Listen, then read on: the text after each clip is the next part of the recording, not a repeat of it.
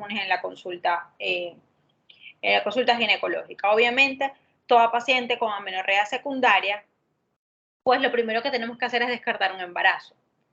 Siempre y cuando siempre y cuando la paciente sea sexualmente activa. El problema está en que muchos pacientes suelen esconder el hecho de ser sexualmente activa, sobre todo si acuden a la consulta acompañada de algún representante, algún familiar. Entonces, esa pregunta a veces es un poquito, no sé si delicada o quizás puede ser como que contestada por la paciente con cierto grado de falsedad. En la práctica yo he visto pacientes que uno les pregunta, ¿has tenido relaciones sexuales? Y dicen no, estoy muy tranquila, sin titubear. Pero cuando uno las pasa al área de examen, donde uno está solo con el paciente, la paciente dice, no, sí, sí he tenido relaciones sexuales. Entonces, es una pregunta que durante el interrogatorio debemos tratar de hacerla con la paciente en privado, que no haya ni la pareja, ni la hermana, ni la tía, ni la mamá, nadie, que estés totalmente sola para garantizarle a ella que será guardado su secreto, eh, pues, su secreto médico, para que ella sienta la confianza de resolvernos esa pregunta. Sin embargo, en algunas ocasiones, pues simplemente optamos por solicitar un Gravidex. Se le explica que existen patologías que pueden producir amenorrea y que a su vez cursan con elevación de la hormona del embarazo. Y de esa manera, pues, pudiésemos no alarmar tanto a la representante, con la finalidad de nosotros sí obtener el valor o la respuesta a esa pregunta, que en muchas ocasiones, como les digo, puede ser falsa, la respuesta que estamos recibiendo. Entonces, ¿quién va a comenzar? Luis Negrete, doctora. Luis, listo, Luis, adelante. Sí. Bueno, buenas tardes. Vamos a hablar sobre amenorrea secundaria. Pasa, por favor. Bueno, primero que todo vamos a definir qué es la amenorrea secundaria. La amenorrea secundaria viene siendo la ausencia de la menstruación, con un tiempo de duración de 3 meses o 3 ciclos menstruales ausentes, después de haber comenzado ya la menarquia. O que la paciente haya tenido ya un ciclo menstrual completo. Como sabemos, las mujeres en la edad de fértil, las causas más comunes de la menorrea van a ser el embarazo y la lactancia. Pasa. Este, para descartar, como decía la doctora, esta afectación, esta ausencia de menstruación va a tener varios factores. Entonces, para descartar lo que viene siendo estas causas de amenorrea patológica, vamos a utilizar ciertas estructuras que aportan para el desarrollo de la menstruación, pero también tienen un papel muy importante en lo que viene siendo esta afectación, que viene siendo el hipotálamo, la hipófisis, la glándula pituitaria, los ovarios y el útero. Pasa. Vamos a ir explicando las causas más comunes entre cada uno de manera introductoria. Entonces tenemos que en el hipotálamo, vamos a ver que el hipotálamo va a producir lo que viene siendo un código Morse, que van a ser como unos pulsos de la hormona liberadora de gonadotropina, que esta va a generar un patrón fundamental e importante para que la hipófisis pueda producir lo que viene siendo la hormona luteinizante y la hormona estimulante del folículo.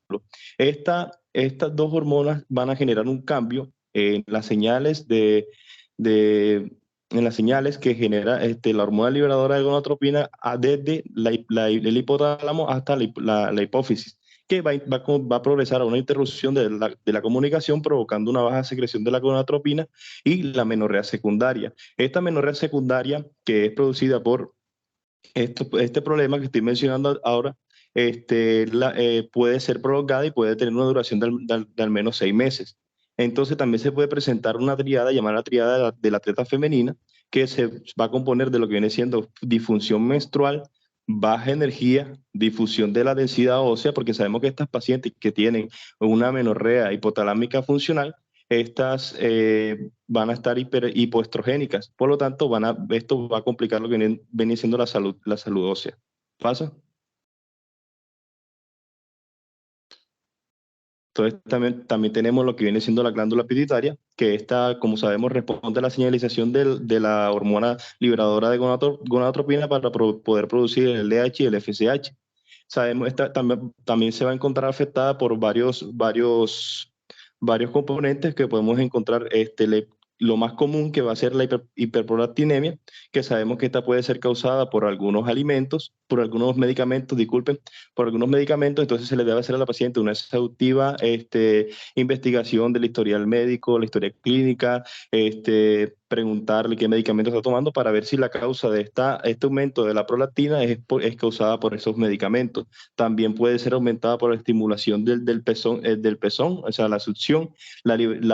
Sí, puede ser por una lesión de la pared torácica. También más frecuente se puede encontrar una lesión en o cerca de la glándula pituitaria que comprime el tallo pituitario, porque sabemos que el tallo pituitario se va a encargar de mandar señales inhibidoras de las células secretoras de la prolactina, encargadas de regular lo que viene siendo la secreción.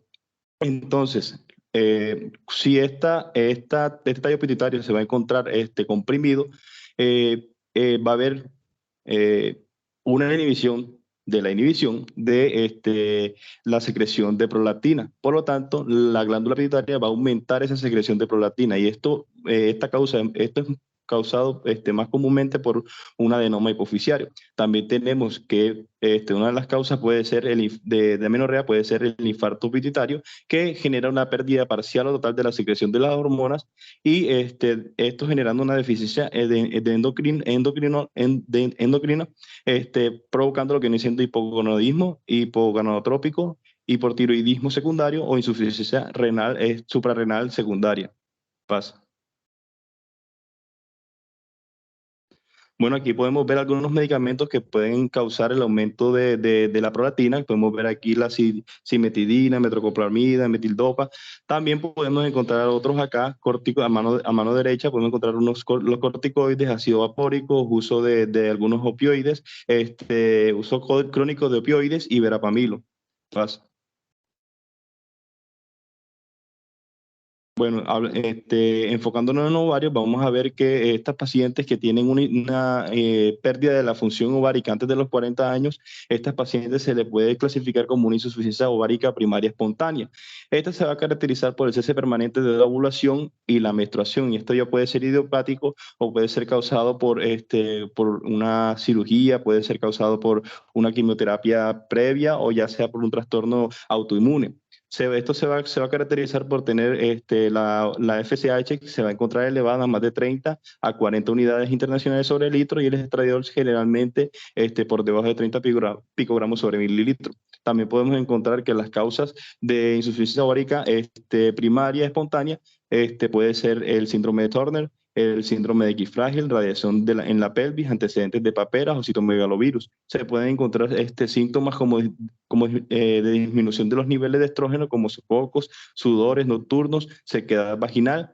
Y como más importante, podemos encontrar una de las causas más importantes, el síndrome de ovario poliquístico, porque son de las más comunes. Aquí podemos encontrar que la paciente puede presentar amenorrea, puede presentar ciclos menstruales irregulares.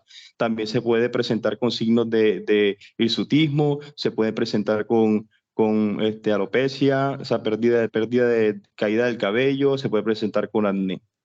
Además, podemos encontrar otras causas a nivel del útero, podemos encontrar el síndrome de Hasherman. Aquí vamos a ver que hay una fibrosis endometrial que no se va a recuperar de manera adecuada, provocando ya sea una amenorrea también o ciclos irregulares. También tenemos otros síndromes que puede ser el síndrome de Cushing.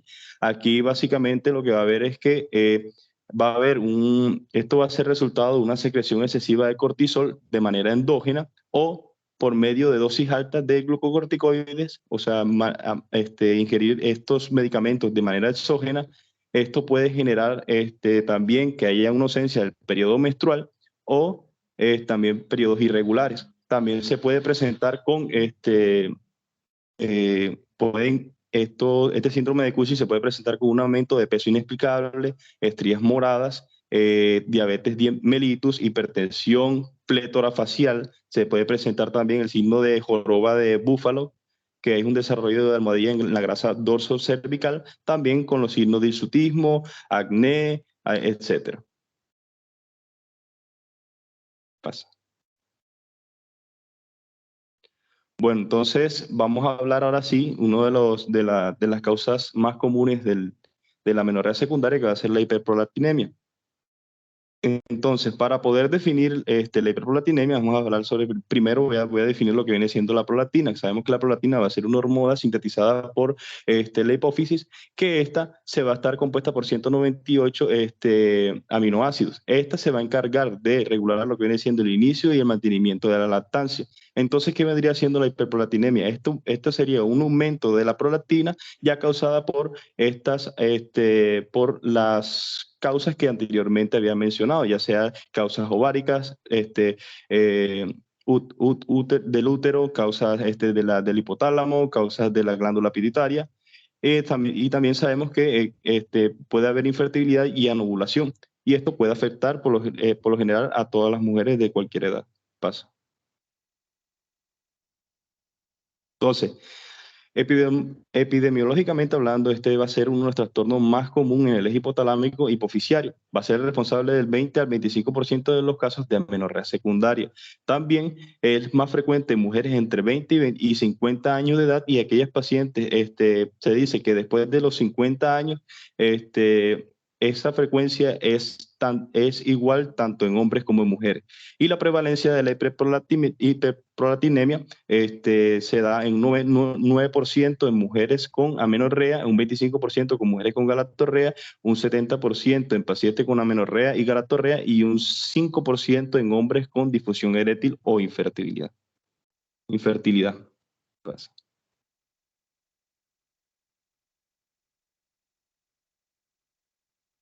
Entonces, hablando de etiología, vamos a tener unas causas y vamos a tener un ejemplo de cada una. Tenemos que fisiológicamente hablando, la hiperprolactinemia transitoria se puede dar en el embarazo, lactancia, ejercicio, coito, estimulación de la pared torácica, pezón, estrés, etc. Tenemos la macroprolactinemia que se da en un 9.3%, y tenemos que darse por una prolactina en unión de inmunoglobulinas. También tenemos la lesión hipotalámica hipoficiaria, que esta se da, puede causar tenemos ejemplos de prolactinoma que se da en un 56.2%. También tenemos unas masas no funcionantes, que tenemos el adenoma hipoficiario que se da en un 6.6%, craniofaringioma, meningioma, quiste de la hendidura de Raschke, lesiones inflamatorias infiltrativas, hipófisis linfocítica, e histocitos de las células de Langerhans. Otra de las causas también, otras enfermedades, podemos encontrar el hipotiroidismo, que se puede dar en el 6.3% de las pacientes, también la falla renal crónica, y además podemos encontrar los medicamentos. Sabemos que, como anteriormente había mencionado, que hay medicamentos que aumentan la prolactina, entonces esto se puede llegar a un 14.5%. Entonces, como en el cuadro anterior había mencionado, estaban los antipsicóticos, estaban los antieméticos, estaban los antidepresivos, opioides, estrógenos y antihipertensivos. Todo esto pueden causar aumento de la prolactina. Pasa. Listo. ¿Me escuchan? Perfecto. Sí. Sí. Entonces ya, para entrar a hablar de fisiopatología, tenemos que entender bien la fisiología. Entonces recordemos el eje hipotálamo-hipófisis órgano diana, que en este caso son los ovarios, a ver cómo funciona esa secreción de prolactina, cuál es su acción a nivel periférico, cuáles son sus mecanismos activadores, inhibidores, que nos va a servir para entender las manifestaciones clínicas, el tratamiento y además su fisiología normal. Entonces, a nivel del hipotálamo, nosotros contamos con unos núcleos que generan hormonas liberadoras que estimulan la adenipófisis, es decir, el lóbulo anterior de la hipófisis, que es la encargada de secretar 6 hormonas, dentro de las cuales se encuentra la prolactina, que es la que nos interesa. Entonces, la prolactina es secretada por unas células que son lactótrofas, o reciben su nombre de lactótrofas, y vamos a tener que es una hormona peptídica de 199 aminoácidos, que es codificada a nivel del gen 22 en el brazo largo del cromosoma 6 y que pesa aproximadamente 23 kilos de alto. Su función principal, más no su única función, es el inicio y mantenimiento de la lactancia. Siempre hemos escuchado y hemos visto a la prolactina como esa estimuladora iniciadora de la lactancia. Sin embargo, vamos a ver su otro aspecto respecto a la síntesis, ya sea como factor positivo o negativo de las hormonas folículo-estimulantes.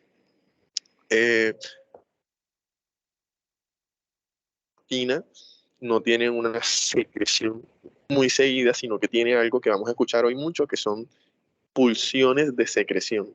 Entonces, las pulsiones de secreción de la prolactina se dan entre 4 a 14 episodios y que la duración, el intervalo de pulsaciones es entre 93 a 95 minutos. O sea, entre esos 4 a 14 minutos, dependiendo de la variedad de pulsaciones, va a ser la cantidad de secreción de prolactina. Eso nos permite a nosotros entender que existen afecciones neuroendocrinas que pueden alterar la secreción de prolactina y llevarnos a una hiperprolactinemia.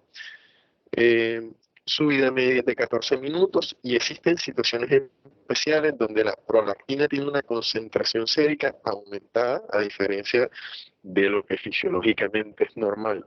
Y como son situaciones especiales, no es que sea anormal, simplemente que dejan un mecanismo adaptativo que lleva a secreciones elevadas de prolactina que no necesariamente son hiperprolactinas.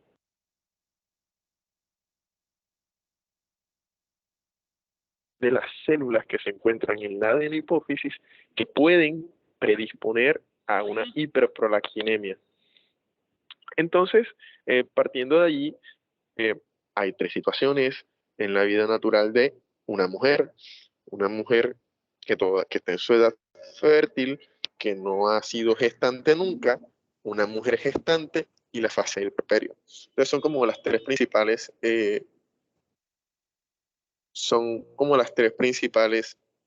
situaciones especiales. Sin embargo, también hay que tener en cuenta que existen enfermedades metabólicas crónicas que pueden afectar la secreción, la síntesis y la acción periférica de la prolactina. Y todas esas cosas tenemos que tenerlas en cuenta en nuestro abanico de diagnósticos diferenciales de qué es lo que nos puede estar causando y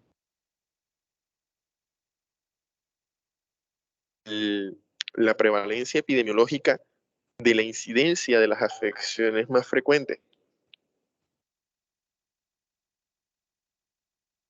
Es que me están escribiendo por WhatsApp. ¿Me escuchan bien? Se te entrecorta. Pero poquito. Mucho. No, poquito, pero se te está Okay. Es que en la universidad no hay internet, estoy con los datos. Bueno, pero de igual forma. Entonces, siguiendo con mi idea, existen muchas situaciones que hay que tener en cuenta en el abanico de diagnósticos diferenciales. Sin embargo, la prevalencia a nosotros nos dice que el adenoma hipofisiario es de las principales causas de hiperprolactinemia. Sin embargo, permítanme explicarles ya cómo en el embarazo las células lactotropas sufren un efecto trófico por el gran impacto hormonal que genera el embarazo, y eso puede predisponer a la mujer a no regular a niveles basales la prolactina. Por eso, durante el embarazo, si encontramos prolactina por encima del límite superior normal, no hay que alarmarnos porque esos valores se elevan hasta 10 veces sobre su valor normal en una paciente no gestante. Y incluso en el puerperio puede tomar entre 3 a 6 meses para lograr la regulación de esas hormonas de concentración sérica de prolactina. Bien, eso por una parte. Pasa 2 veces, por favor.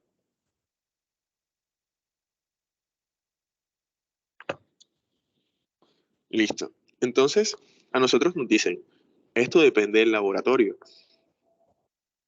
En el documento que yo traigo la información, me dicen que el valor normal en una mujer no gestante es entre 2 a 25 nanogramos por mililitro la concentración sérica de prolactina. Y miren que en mujeres puede llegar hasta 1000, que es a lo que me refería con estar más elevado durante el embarazo.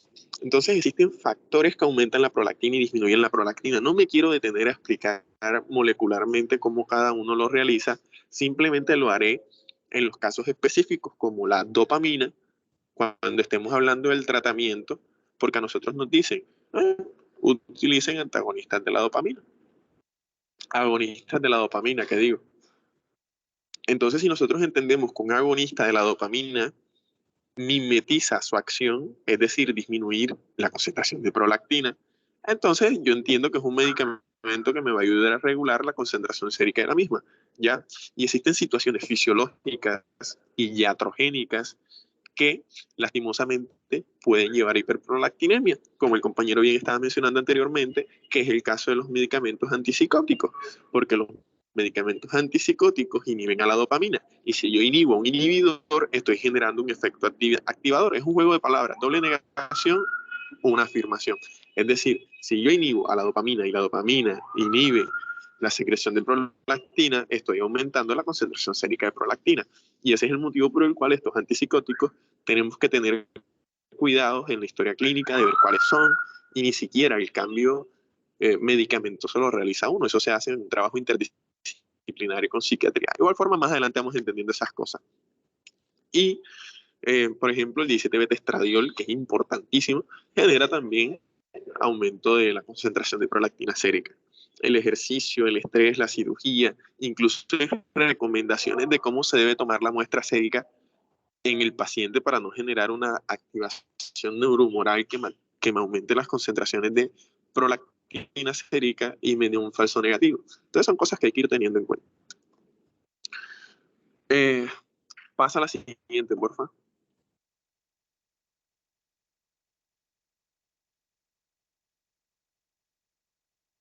Listo. Entonces, vamos paso a paso. Yo les había dicho, no se asusten, la imagen de la doctrina de Monroe Kelly, nosotros lo hemos visto en muchas enfermedades donde nos hablan de una homeostasis o un equilibrio intracraneal entre la masa cerebral, entre el volumen circular de sangre y el volumen circular de líquido cefalorraquídeo. Ya, pero van a darse cuenta cómo eso entra ahora. Entonces no se asusten por la imagen.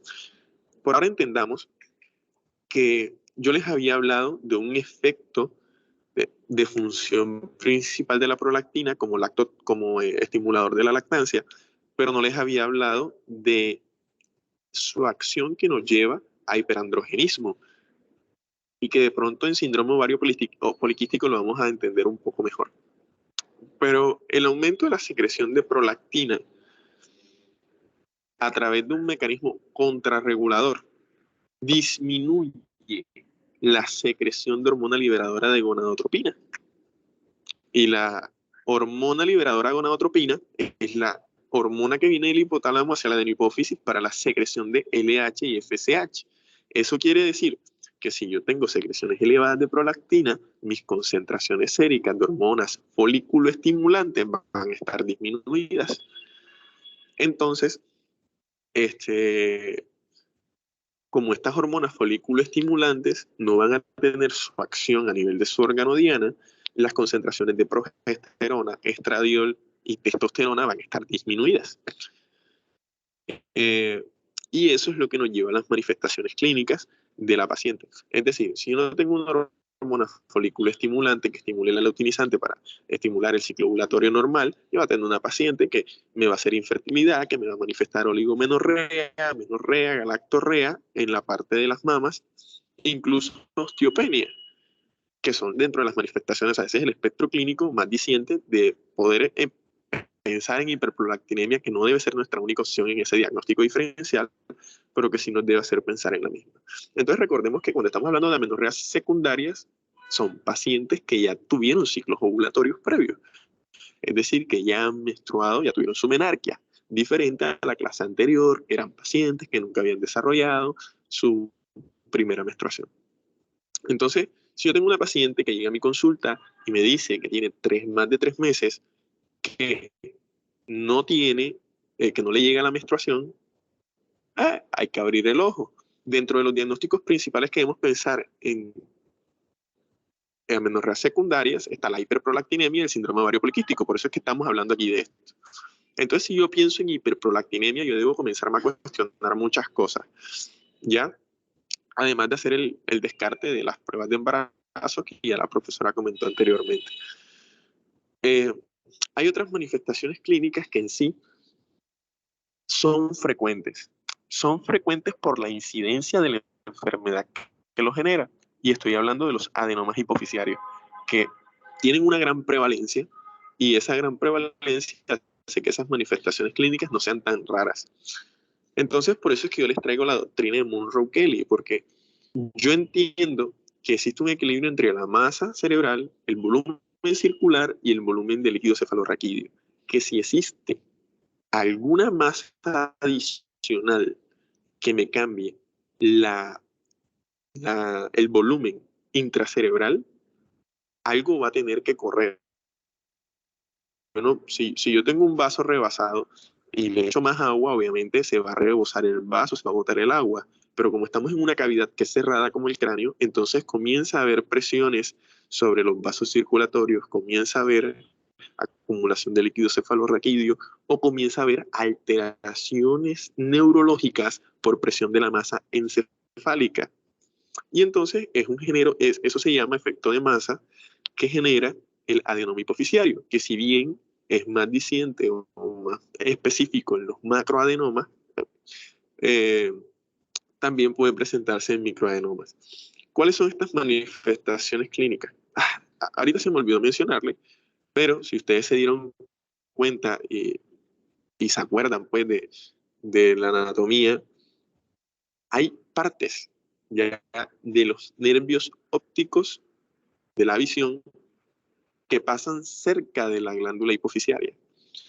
Entonces, si yo tengo un macroadenoma que genere presión sobre esos nervios, voy a tener alteraciones visuales. Y las principales alteraciones visuales que yo tengo son hemianopsia bitemporal. Es decir, que el cuadrante medio de la parte temporal o que tiene contacto con la región, con el hueso temporal, va a estar totalmente oscurecido para la paciente. O sea, no va a tener visión periférica. Va a andar como los caballos. Y además, el efecto de masa que genera el macroadenoma aumenta la presión intracraniana, generando cefaleas de intensidad no específica, o sea, de intensidad con un origen no específico. Y entonces todos estos son hallazgos que me tienen que hacer pensar en masas encefálicas y más en contexto de una paciente que ya tiene evidencia de concentraciones séricas de prolactina elevadas. Entonces ahí están como los porcentajes de las manifestaciones clínicas. El defecto del campo visual es el más prevalente, le sigue la cefalea, pueden haber disminuciones de la agudeza visual, incluso, no sé hasta qué punto, porque en realidad esto es pura ciencia, presencia de convulsiones. ¿Ya? Entonces pasa 1, 2, 3, 4 veces. Hay que tener claro algunos conceptos. Amenorrea primaria no lo sabemos. Amenorrea secundaria se los acabé de decir. Galactorrea, ya saben que es que la paciente más allá de los 6 meses, o sea, más allá de los 6 meses del puerperio, sigue secretando leche o incluso sin ser gestante, tiene galactorrea, o sea, secreción de leche. Entonces ya estamos ante un síntoma de galactorrea. Y el hipogonadismo puede ser frecuente y puede estar asociado a lo que estaba mencionando el compañero anteriormente. Si yo les acabé de explicar que las hormonas foliculoestimulantes no están siendo inhibidas, obviamente el desarrollo de caracteres sexuales va a estar también a su vez disminuido. Entonces, entendemos por hipogonadismo en aquel punto donde testículos u ovarios pues no tienen su capacidad, ahora mismo como no estamos hablando de amenorreas primarias, no hablo de desarrollo, sino más bien de su función reproductiva, es decir, estoy hablando de infertilidad, ¿ya? Para ser más específico. Pasa 2 veces más, porfa. Incluso, a pesar que esto no es 100% sensible y no es que tenga un valor predictivo positivo muy alto, a nosotros nos hablan de que estudios epidemiológicos han demostrado que las concentraciones séricas se asocian a manifestaciones clínicas. Miren que entre menos concentración sérica yo tengo, si leen las tablas, voy a tener unas manifestaciones clínicas que van de menos a más. Es decir, cuando yo tengo concentraciones séricas de más de 100 nanogramos sobre decilitro, que están, o sea, posiblemente ya yo esté antihipogonadismo, galactorrea, menorrea, e incluso me hablan de que yo enseguida debería pensar en un adenoma hipoficiario porque es muy prevalente, ¿ya? Entonces, eso como hasta ahí. Entonces, miren que no he terminado de explicar fisiopatológicamente todas las causas, pero ahorita se van a dar cuenta. Enfoquemos a nuestro paciente. Ya tenemos las manifestaciones clínicas, nos falta hacer, o sea, tenemos las manifestaciones clínicas que me generan a mí una sospecha clínica. Con esa sospecha clínica, ¿qué voy a hacer yo? Entonces pasa la diapositiva, por favor.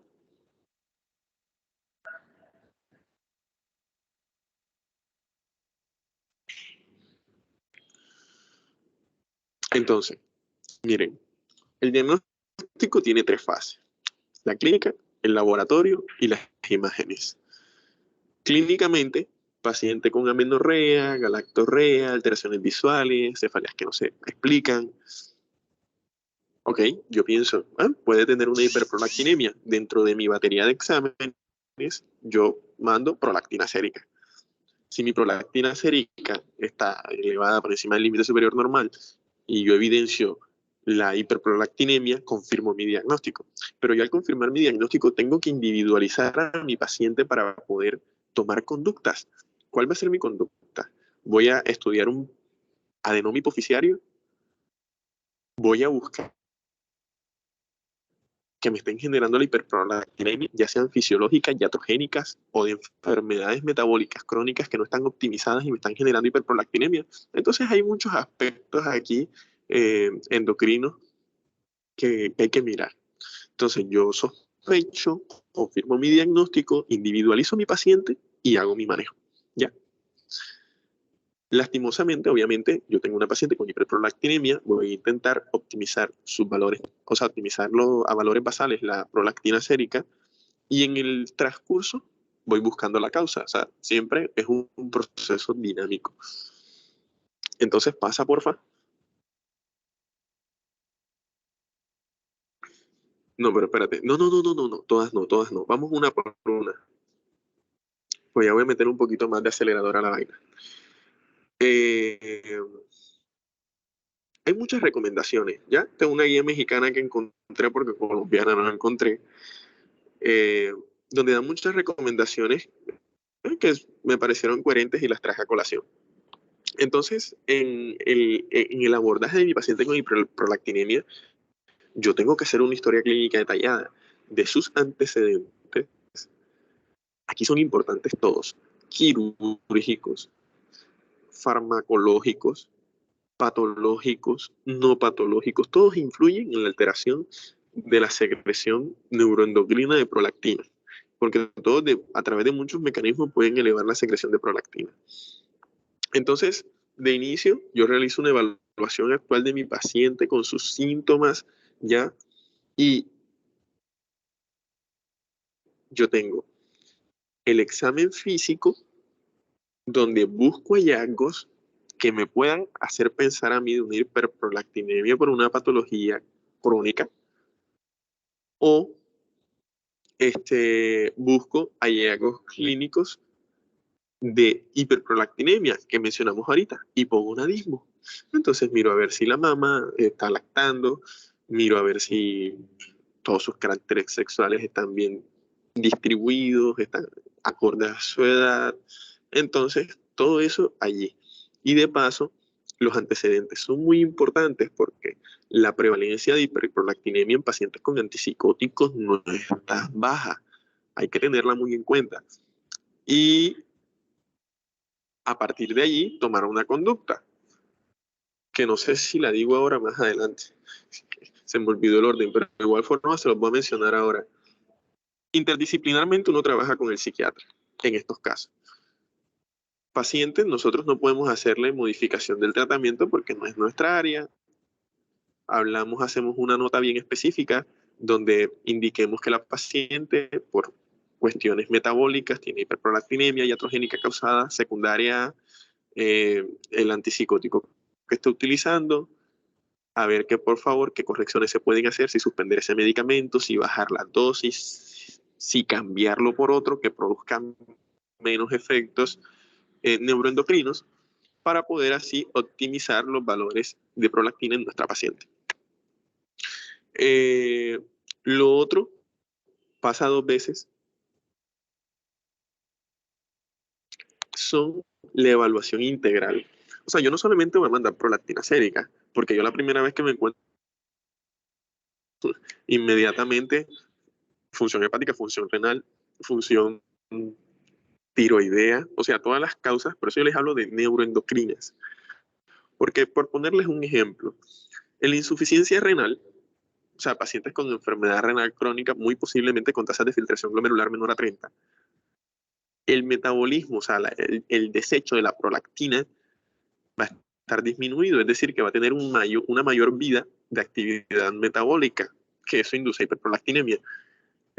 En los pacientes con hepatopatías crónicas, Child-Pugh B o Child-Pugh C, que es muy parecido, por eso les hablo de enfermedades metabólicas crónicas, también puede asociarse a hiperprolactinemia, o los pacientes con hipotiroidismo primario.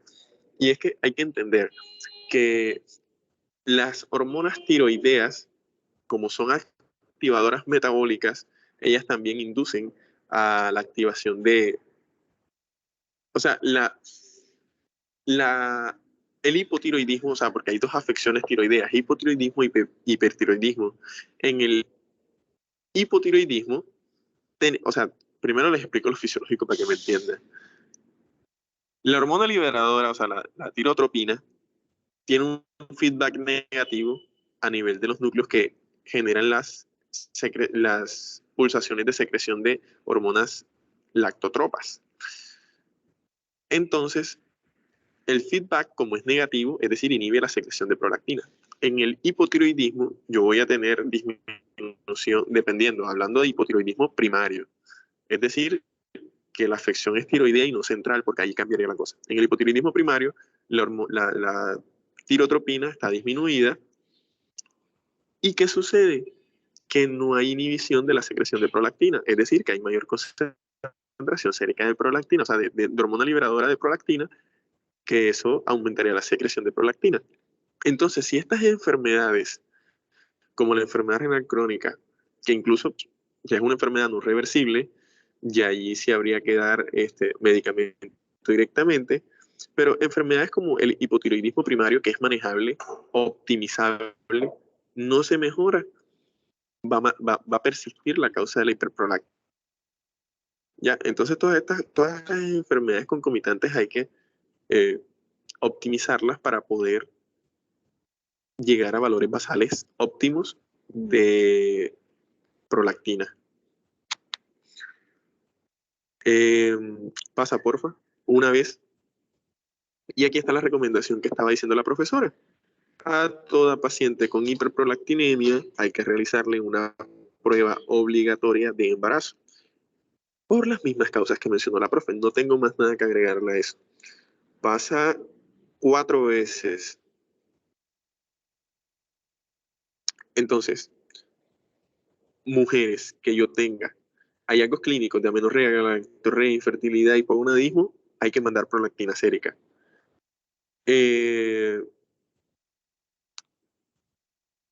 Las pacientes que presenten síntomas neurológicos asociados a hiperprolactinemia son indicativas para realizar pruebas imagenológicas. Y, obviamente, en pacientes con manifestaciones visuales, realizo los estudios campimétricos que me permitan descartar las afecciones asociadas a la hiperprolactinemia. Pasa 1, 2, 3, 4, 5 veces. Las 3 recomendaciones que vienen ahora, que son las primeras que se van a mostrar, están asociadas a la toma de la muestra. porque a veces cuando se genera mucha estimulación simpática al momento de tomar la muestra por dolor o yo qué sé, se induce al aumento de la síntesis de hormonas de prolactina y esto nos lleva a falsos negativos, a falsos positivos, por decirlo de alguna forma. Entonces ahí dicen, dan unas recomendaciones que en realidad no sé si no son tan importantes. Yo dudo que cojan una paciente y le hagan un catéter y la pongan a esperar 30 minutos para hacer una prueba de muestra de sangre. Yo simplemente les traigo la evidencia, pero eso es lo que dice. Respecto a las pruebas de imagen, la gold estándar es la tomografía, la resonancia magnética. Ella es porque es que el TAC y la resonancia magnética me pueden mostrar macro, o sea, el TAC específicamente me puede mostrar macroadenomas, pero los microadenomas que son menores de 2 milímetros no me los muestran, mientras que la resonancia magnética sí. Por eso es que se prefiere la resonancia magnética sobre el TAC. Incluso dicen que el TAC debería enviarse solamente en los casos en los cuales la resonancia magnética no esté disponible o esté contraindicada. Pero siempre estudiar eso. Y nunca olvidar buscar las causas farmacológicas que también tienen una prevalencia que es significativa. Otra cosa, pasa 3 veces. Los pacientes que tienen una hiperprolactinemia, que como yo les dije, se comenzó a tratar y luego estoy buscando la causa, y yo evidencio que esta hiperprolactinemia es resistente al tratamiento con agonistas de la dopamina, yo tengo que pensar en adenomas hipofisiarios. ¿Ya? Automáticamente, si yo descarté en algún momento por error o porque de pronto estudiar un adenoma hipofisiario, si yo tengo una resistencia a este mismo, hombre, vamos a estudiar ahí arriba a ver qué está sucediendo. Mando resonancia magnética o TAC de tórax y listo. Y que TAC de tórax o TAC cerebral. Lo siento. Listo, pasa.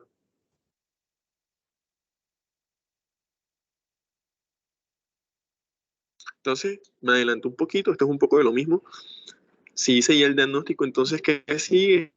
Lo principal es descartar las causas farmacológicas, encontrar o correlacionar los hallazgos clínicos y hacer los estudios imagenológicos si son necesarios. Ya, no andaré más en esto. Pasa 2 veces.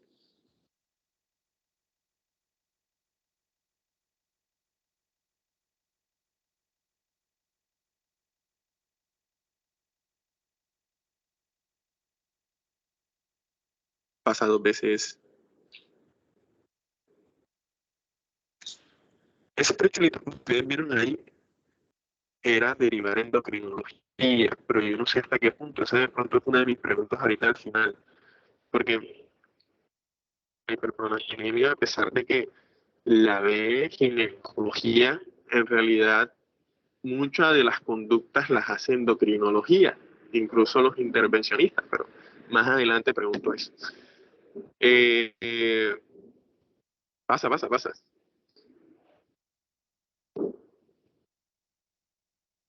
Entonces, bien, ¿cuál es mi objetivo terapéutico? Aliviar y revertir la causa. 1, optimizo los niveles séricos de prolactina y 2, con eso obviamente voy a disminuir la sintomatología. Entonces, ¿cuáles son las recomendaciones? Si mi paciente tiene antipsicóticos, derivo a psiquiatría, que le cambien el medicamento, que les reduzcan la dosis o que se la quiten, pero obviamente no voy a mantener a mi paciente hiperprolactinémica por el antipsicótico. Lo otro es que si estoy ante un prolactinoma, realizar reducción de la masa tumoral conlleva a una disminución de las concentraciones de prolactina y además reduce los síntomas. Es más, con el tratamiento farmacológico con agonistas dopaminérgicos se evidencia reducción de la masa del adenoma, ¿ya? Entonces miren que hay 3 ramas: farmacoterapia, cirugía y radioterapia. Farmacoterapia con agonistas de la dopamina, cirugía, no sé si eso lo hace un neurocirujano, un neurocirujano, el mismo endocrinólogo, no sé quién hace eso. Y la radioterapia en caso de que sea pertinente. Entonces pasa, por favor.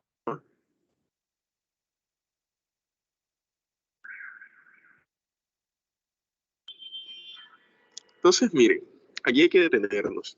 para entender algunas cosas.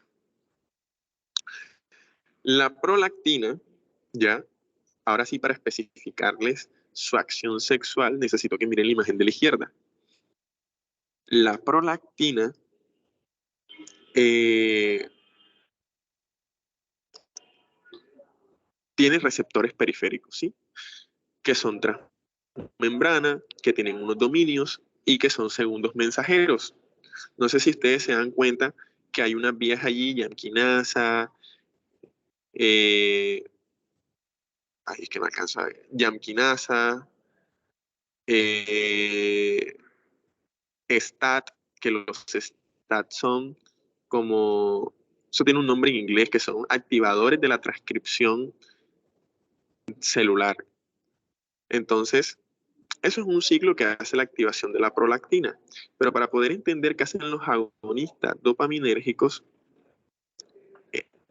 hay que entender que la dopamina, o por lo menos las neuronas dopaminérgicas que se encuentran a nivel del hipotálamo, generan disminución, o sea, compiten, no compiten con el receptor, sino que la vía celular de señalización que realiza la prolactina la inhiben. Es decir, inhibe la llanquinasa, inhibe la fosfinositol 3-quinasa, entre otras acciones que hacen que la acción de la prolactina se anula. ¿Sí me explico? Entonces, por eso es que la dopamina en este caso es tan importante para el tratamiento de la hiperprolactinemia, por la inhibición de la acción de la prolactina que tiene, y a nivel hipotalámico, sus pulsaciones disminuye las pulsaciones de secreción de las células liberadoras de hormonas de prolactina, lo cual disminuye las concentraciones séricas de la misma. Entonces, los medicamentos agonistas de la dopamina tienen varios efectos. Uno, o sea, si ustedes miran la tabla completa, disminuyen el tamaño tumoral demostrado, restablecen las concentraciones séricas normales de prolactina y disminuyen los síntomas, tanto metabólicos, sexuales, como de masa, si es que los presenta. Entonces, de las más usadas que alcanzé a leer, yo en realidad, por lo que decía, no había un esquema tal, esta tabla fue la que me resolvió algunas dudas. Me decían que las más usadas eran la bromocriptina y la cabergolina. Pero si ustedes se dan cuenta de sus características farmacológicas, la bromocriptina tiene 3 cruces en efectos adversos. Y la cabergolina tiene una sola cruz. Entonces, si nosotros nos vamos por efectos secundarios, la cabergolina es superior a la bromocriptina. Si miran cuál es la tasa de reducción de microadenomas y macroadenomas, la cabergolina es bromocriptina. Y si miran la adherencia al tratamiento, se dan cuenta que la cabergolina se da 0.5 miligramos por 0.5 miligramos por semana, o sea, week. Mientras que la bromocriptina es diaria. Entonces, yo darle a mi paciente un tratamiento que es una vez semanal, que tiene mayor eficiencia y menos efectos adversos, pues totalmente de acuerdo. O sea, no sé en realidad qué dirán las guías colombianas o las internacionales, pero a mí lo que me quedó claro de la farmacoterapia es que la cabergolina, yo personalmente sería mi medicamento de elección, porque tiene mejor adherencia, mayor efectividad. Ven acá, porque estamos en la diapositiva 16 y es la 18. Ahora sí.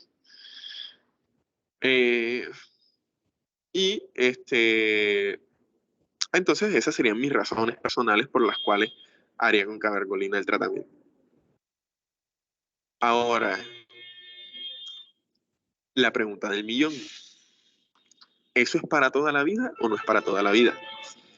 Entonces existen unos criterios que encontré en otro artículo para la interrupción del tratamiento de agonista dopaminérgico.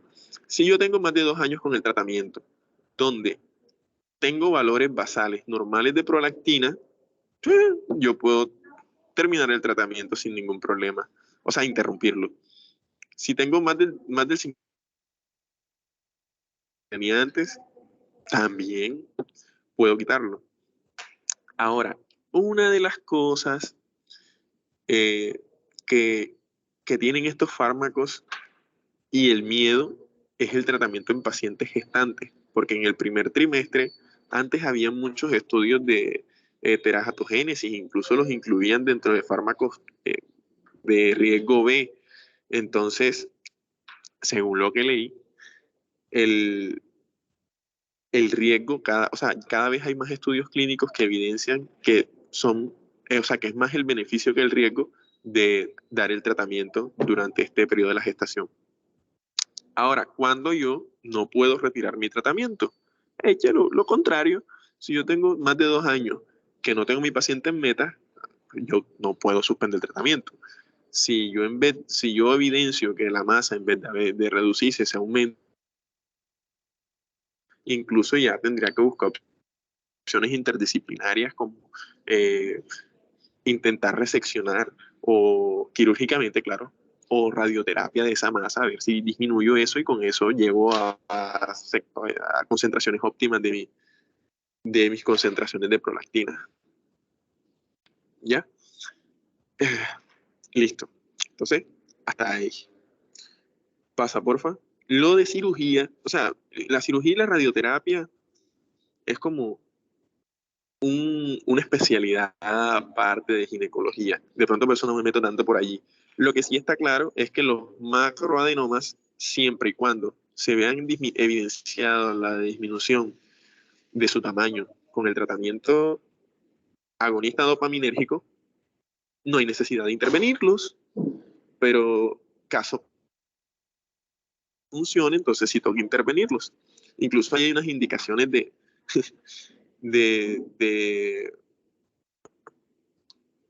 o sea, de intervención quirúrgica ya. Esa es la palabra.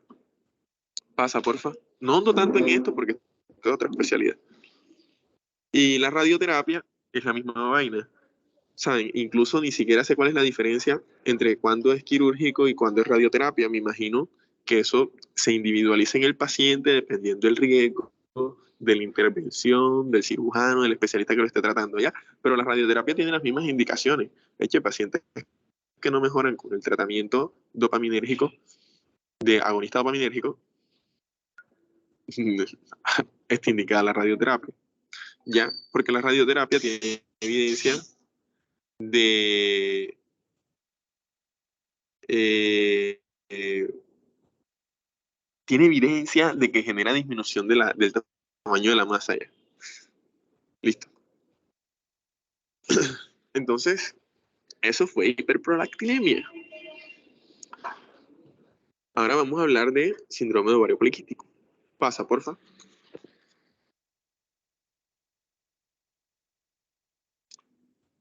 El síndrome de ovario poliquístico, que si bien es otra de las causas más frecuentes de amenorrea secundaria, es un espectro, por eso es que es un síndrome. Ni siquiera tiene una definición universal que tengan todas las guías o algo así.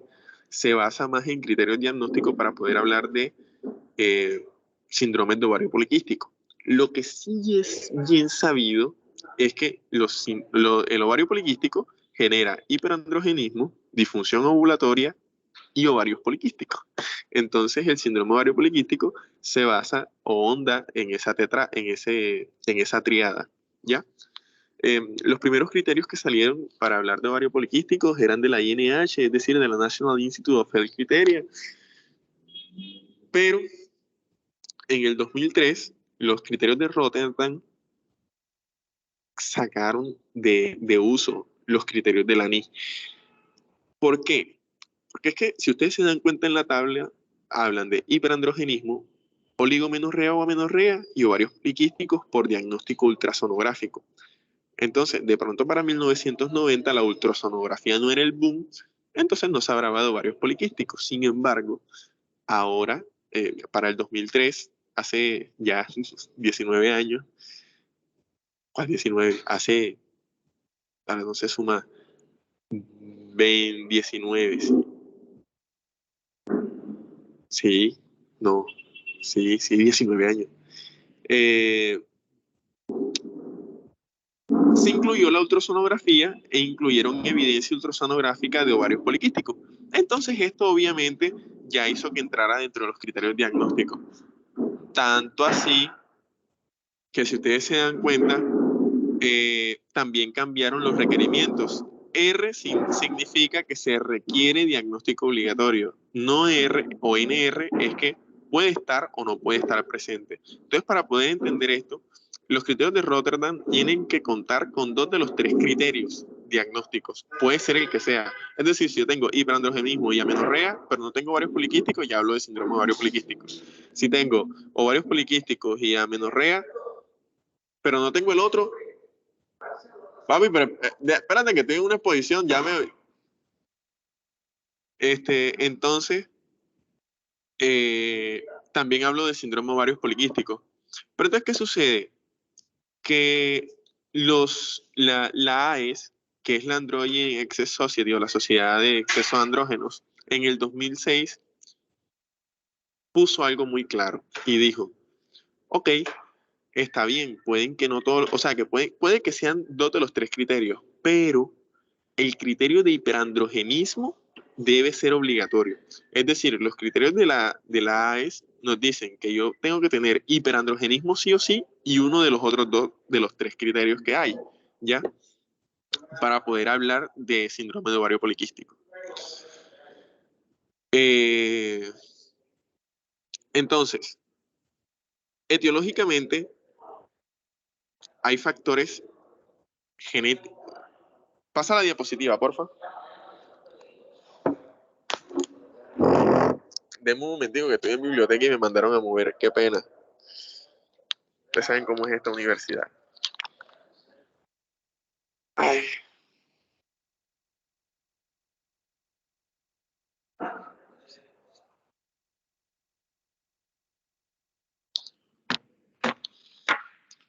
Entonces, de igual forma, les voy comentando. Etiológicamente, ustedes saben que siempre existen factores predisponentes genético-ambientales. En los síndromes de ovarios poliquísticos, esto no está muy claro. O sea, los factores genéticos no tienen la suficiente evidencia. Y los factores ambientales, si bien se asocian a aumento de la expresión de las manifestaciones clínicas, tampoco me hablan de que sean una etiología específica. Pero yo ahora les voy a explicar cómo esos factores ambientales aumentan la secreción de estrógenos, de andrógenos, y con esto el exceso de manifestaciones clínicas androgénicas. O sea, el hiperandrogenismo, que hace parte de los criterios diagnósticos de síndrome de ovario poliquístico. Entonces, dentro de los factores ambientales vamos a tener la resistencia a la insulina y la obesidad. Y vamos a ver cómo la resistencia a la insulina genera un mecanismo contrarregulador que es la hiperinsulinemia. Y esa hiperinsulinemia en sus efectos ováricos me va a llevar a aumento de la secreción de andrógenos. Pero eso se los explico con las imágenes que vienen. Pasa, por favor.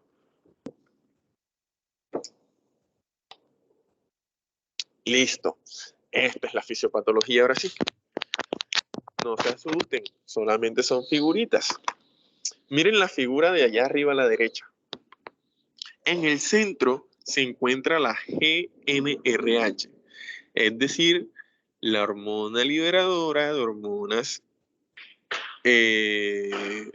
la hormona liberadoras de gonadotropina. La gonadotropina más bien. La gonadotropina, en su efecto natural, tiene aumentar las concentraciones de hormona folículo estimulante y hormona leutinizante. Pero aquí vamos a tener un pequeño problema, y es que existen muchos factores genético-ambientales que aumentan la secreción de hormona leutinizante. Y la hormona leutinizante, si ustedes ven cuál es su mecanismo de acción a nivel ovárico, es que ella a nivel de la teca, en unos receptores, estimulan la secreción de enzimas que favorecen a la generación de andrógenos. ¿Cómo así? Esa hormona luteinizante estimula a la citocromo CYP17 y a la 17 beta hidroxiandrostenediol, 17 beta hidroxiestradiol, creo. No me acuerdo. Hormona luteinizante. Espérate, no me escriban por WhatsApp. Entonces, la hormona luteinizante estimula o favorece la acción de enzimas como la citocromo YP17 y la 17 beta hidroxiestradiol, ¿ya? Y estas enzimas aumentan la secreción de andrógenos. Si se dan cuenta, ahí ya está en circulito, se los coloqué. La 17-alfa-progesterona se convierte en androstenidiona gracias a la citocromo, pero la 17-beta-hidroxiestradiol convierte a la androstenidiona en testosterona, ¿ya? Y esto lleva y nos permite entender por qué el síndrome de ovario poliquístico produce hirsutrismo, bozo, afectaciones tisulares, porque es que la concentración de testosterona en la mujer va a estar anormalmente elevada, ¿ya? Ya te digo, pasa una sola vez. Entonces, las concentraciones elevadas de hormona luteinizante no solamente tienen este efecto hiperandrogénico, sino que también tienen un feedback negativo hacia el hipotálamo, donde reducen las pulsaciones de la hormona gonadotropina, y eso hace que disminuyan las concentraciones de hormona foliculoestimulante. Entonces, imagínense, una hormona que me está produciendo secreción, hipersecreción de andrógenos y me está disminuyendo la secreción de la hormona foliculoestimulante, ¿ya? ¿Eso a qué me lleva? A no ovulación, a oligomenorrea, a amenorrea e incluso aparición de quistes subcapsulares que no se disuelven.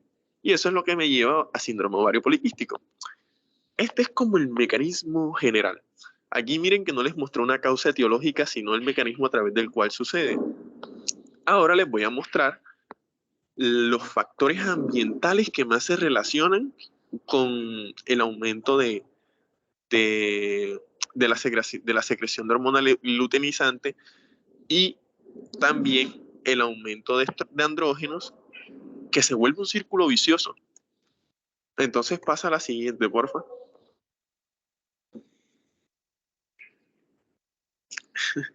Aquí tenemos que hablar de la insulina, claramente. Todo el mundo sabe que la insulina se sintetiza a nivel del brazo corto del cromosoma 11 y que esta tiene una acción a nivel periférico en sus receptores que permiten el paso de la glucosa intravascular hacia el tejido periférico.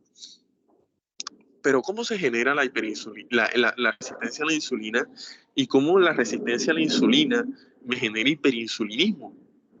Y cómo esa resistencia a la insulina se asocia a obesidad, que incluso la obesidad es uno de los grandes factores predisponentes de síndrome ovario poliquístico.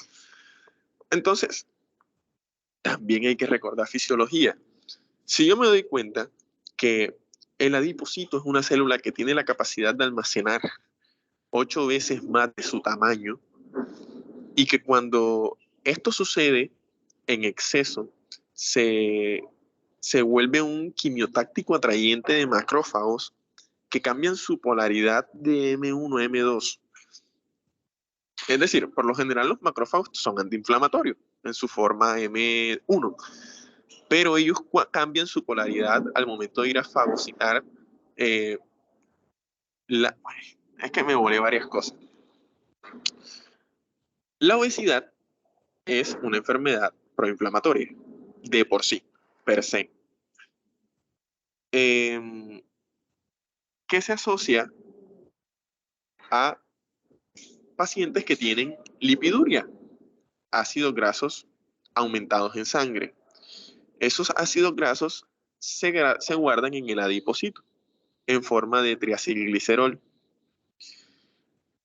En pacientes obesos, sucede lo que les estaba diciendo. Los macrófagos, por el almacenamiento excesivo de triacilgliceroles en los adipocitos, que se vuelven quimiotácticos, intentan ir a fagocitar a los mismos. Que ahí es donde salen los conceptos que ustedes conocen de grasa amarilla, grasa parda, grasa no sé qué. El punto es que los macrófagos, que tienen su función antiinflamatoria, cambian su polaridad y se vuelven proinflamatorios y sintetizan citocinas proinflamatorias como el factor de necrosis tumoral, como la interleucina 1 y como la interleucina 6. Entonces, ¿qué sucede? Hay muchas vías. Le voy a explicar la general y las específicas. La general es que estas citocinas inhiben la vía de señalización del receptor. Recordemos que el receptor de insulina tiene tiene 4 dominios, 2 dominios alfa, 2 dominios betas, que los dominios alfa son extracelulares, 2 dominios betas son intracelulares y se encuentran unidos a través de puentes de disulfuro. Esto es importante, ojo, puentes de disulfuro. Y que son receptores asociados a proteínas G secundarias que tienen una vía de sustratos del receptor de insulina, fosfinocitol trifosfato, neuromodulina, entre otras muchas cosas. Pero ¿qué nos interesa de aquí? Que la insulina actúa sobre su receptor, pero estas citocinas proinflamatorias inhiben los sustratos del receptor de insulina y no permiten que se genere el aumento de adenosil monofosfato ciclasa, es decir, que la fosfinocitol trifosfato se inactiva y eso disminuye la acción de la insulina sobre su receptor, o sea, la vía de señalización. Sin embargo, si nos vamos más molecularmente, nos damos cuenta que el factor de necrosis tumoral tiene 3 mecanismos a través de los cuales también genera resistencia a la insulina. El primero es que inhibe a la neuromodulina, que se encuentra en el receptor. La neuromodulina es la que se encarga de degradar la silasa, que es una enzima que fosforila los puentes de disulfuro. Entonces imagínense que ustedes tengan una citosina que altera los puentes de disulfuro del receptor de insulina y no permite el cambio conformacional del componente extracelular al intracelular. Obviamente ese receptor va a estar inocuo. Y eso se llama resistencia a la insulina. Entonces, si yo tengo esa resistencia a la insulina, ya saben por qué, ¿el cuerpo qué hace? Como la insulina o el mecanismo a través del cual se genera la pulsación para la secreción de insulina es la hiperglicemia, echen los tejidos periféricos, como no tienen, o sea, hay una hiperglicemia asociada a la resistencia a la insulina, pero eso está ahí en el vaso sanguíneo, eso no está en los órganos periféricos. Los órganos periféricos están hipoglicémicos porque la insulina no ha permitido el paso de glucosa. Entonces, estos órganos periféricos, ¿cómo están? Hipoglicémicos. La hipoglicemia es uno de los... están hipoglicémicos. ¿Qué hace el cuerpo cuando ve que la insulina no está efectuando su acción óptimamente? Dice, bueno, entre más boto, más hago. Aumenta la secreción de insulina, es decir, eso se llama hiperinsulinemia compensatoria, y esa hiperinsulinemia termina generando hiperandrogenismo. ¿Cómo lo hace? Porque los receptores de insulina, a pesar de que la insulina es un tema supuestamente de diabetes, los receptores de insulina están distribuidos en todo el cuerpo. Y uno de esos receptores de insulina está o se encuentra a nivel de los ovarios. ¿Y cuál es el efecto que tiene? El mismo que tiene la luteinizante. Es decir, pasa varias veces, porfa, estimula la citocromo YP17, la 17-beta-hidroxiestradiol, y eso estimula la secreción de hormonas androgénicas como la testosterona. Además, la hiperinsulinemia o la insulina tiene un efecto a nivel hipotalámico donde aumenta la secreción de hormona luteinizante, y a nivel hepático tiene otra acción, que es que inhibe la proteína transportadora de hormonas gonadotrópicas, o sea, de hormonas gonadales. Entonces, eso es como muchas cosas. Si yo tengo una enzima que está unida a una proteína transportándose, se encuentra en su forma inactiva. Pero si yo no tengo un carrier para esa proteína, ella va a estar por allí en sangre, activa biológicamente. ¿Esto qué quiere decir? Que como va a haber disminución de las proteínas transportadoras de hormonas gonadales, las hormonas gonadales van a estar en sangre con una mayor bioactividad, y esa bioactividad se traduce en una mayor producción de andrógeno. O sea, hay un hiperandrogenismo, y es un ciclo vicioso, porque el hiperandrogenismo también causa de cierta forma resistencia a la insulina. La resistencia a la insulina aumenta la luteinizante aumenta la secreción de andrógenos, y se repite el ciclo, y se repite el ciclo, y se repite el ciclo. Por eso es que es importante la obesidad y la resistencia a la insulina en este tema de síndrome ovario poliquístico. ¿Ya? Entonces, pasa 3 veces.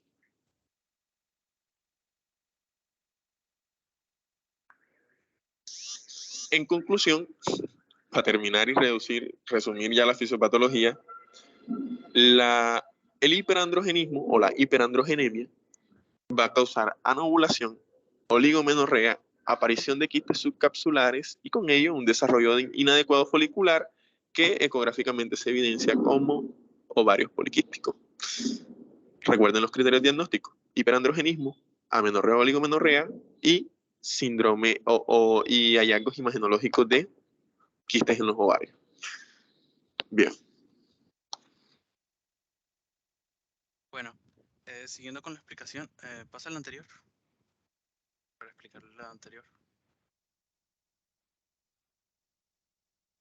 Pasa la de manifestaciones clínicas. No se te escucha, Carlos, se te escucha muy lejos. Dame un segundo. ¿Ahora se me escucha? Igual.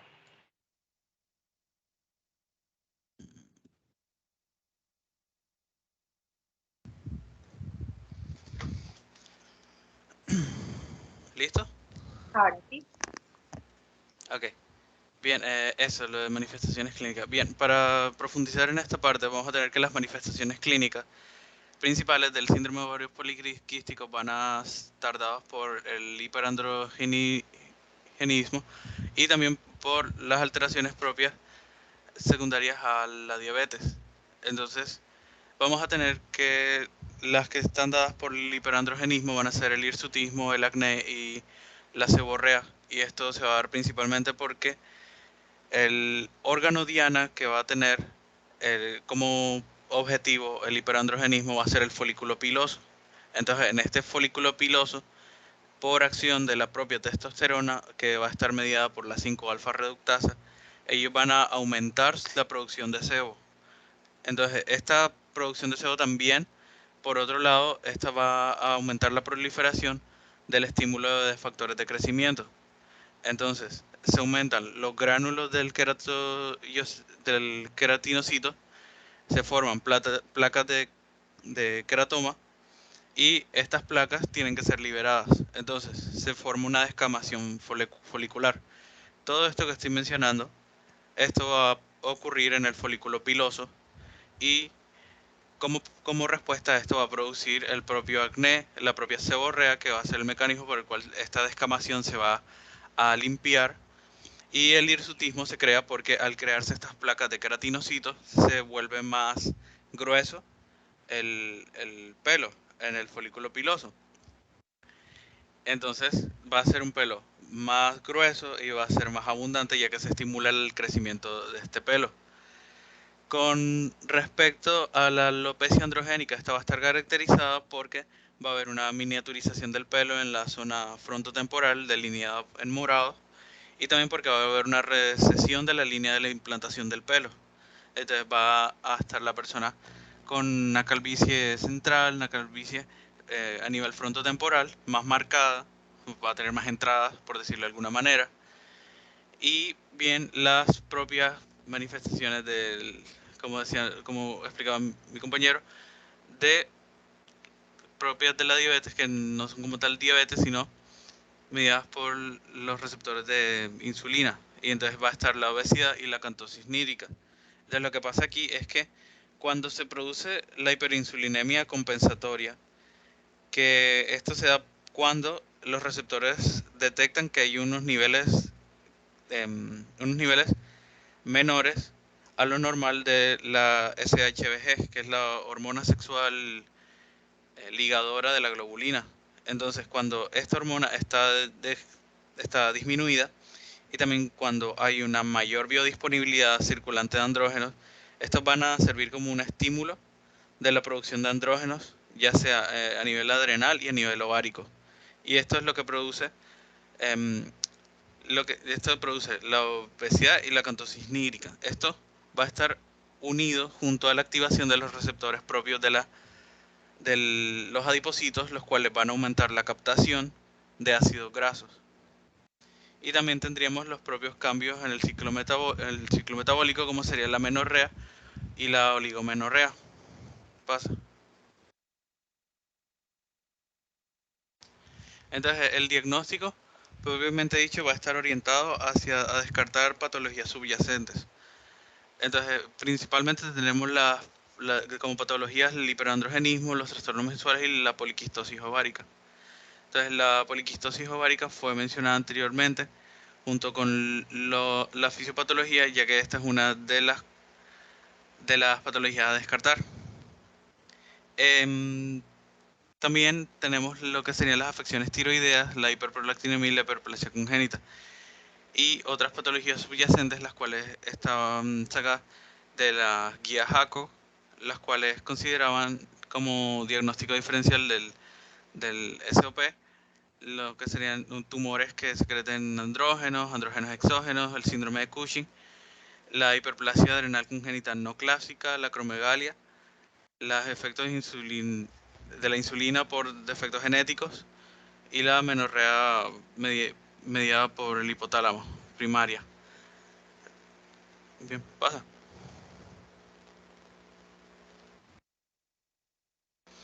Bien, con respecto a las pruebas de laboratorio, las pruebas principales que vamos a tener van a ser pues las pruebas de tolerancia a la glucosa para descartar una diabetes propiamente dicha, que esté como trastorno subyacente. También vamos a tener lo que sería las pruebas de bioquímica para detectar testosterona y andronestediona, la disminución de la SHBG y los aumentos de la hormona luteinizante y la hormona FS. También para detectar los aumentos del estradiol, y esto pues está también orientado según la guía JACO hacia los laboratorios en los cuales pues principalmente se hace énfasis en una buena historia, en la cual si bien tenemos que el criterio diagnóstico para esto empieza con lo que sería el hiperandrogenismo, como el hirsutismo, la alopecia androgénica, el acné y las pruebas de SHBG y las hormonas. Entonces también tenemos otras que serían la exclusión de los casos de hiperandrogenismo, en los cuales se revisa la secreción de hormona tiroides, de la prolactina y de la 17-hidroxiprogesterona. También evaluaciones de anormalidades metabólicas, en las cuales se va a tener en cuenta pues la curva de tolerancia a la glucosa y también los lípidos en ayunas y las lipoproteínas. Bien, pasa. Como prueba diagnóstica fundamental, y estaría lo que sería la ecografía propia del ovario poliquístico. Esta se utiliza la ultrasonografía transvaginal, en la cual vamos a tener reportado, en dado caso de que sea positivo, presencia de más de 12 folículos de cada ovario que vayan a medir de 2 a 9 milímetros de diámetro y que pueden llegar a tener un volumen ovárico mayor a 10 mililitros en fase folicular temprana. Y pues la prueba tiene una sensibilidad del 62 al 75%. ¿Pasa? Entonces aquí está la información completa de la guía JACO, donde está todo resumido, en donde está pues examen físico, pues toma de presión, índice de masa corporal, la circunferencia abdominal y la presencia de estigmata por androgenismo y las resistencias a la insulina. También se hacían énfasis en unos casos que estaba leyendo, en que también tienden a desarrollar ansiedad y depresión. Entonces también para tener eso en cuenta.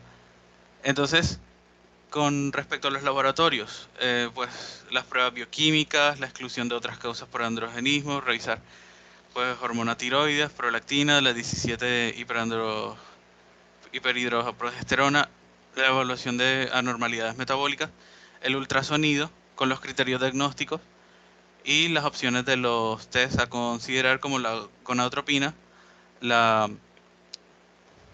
insulina en ayuna y las pruebas de orina en 24 horas. Estas para medir los niveles de cortisol. Pasa. Entonces, principalmente en el tratamiento de esta vamos a estar orientando el tratamiento hacia apoyar los cambios que nos ayuden a suprimir de forma terapéutica esta testosterona y también a la modificación del estilo de vida, el manejo propio del hiperandrogenismo, y también se ha visto que los anticonceptivos orales, estos ayudan al tratamiento. Entonces, con respecto a la modificación del estilo de vida, se ha visto que la pérdida del peso de 10% del peso total corporal resulta beneficioso hasta un 39 a 40%, modificando la sintomatología de estos pacientes. También el manejo de los hiperandrogenismos, estos van a pues, inhibir lo que serían los esteroidogénesis ovárica, aumentan las concentraciones de SHBG y van a inhibir también la conversión de testosterona a dihidrotestosterona. Y los anticonceptivos orales, estos disminuyen la biosíntesis de los andrógenos ováricos y aumentan las concentraciones plasmáticas del SHBG. Bien, pasa.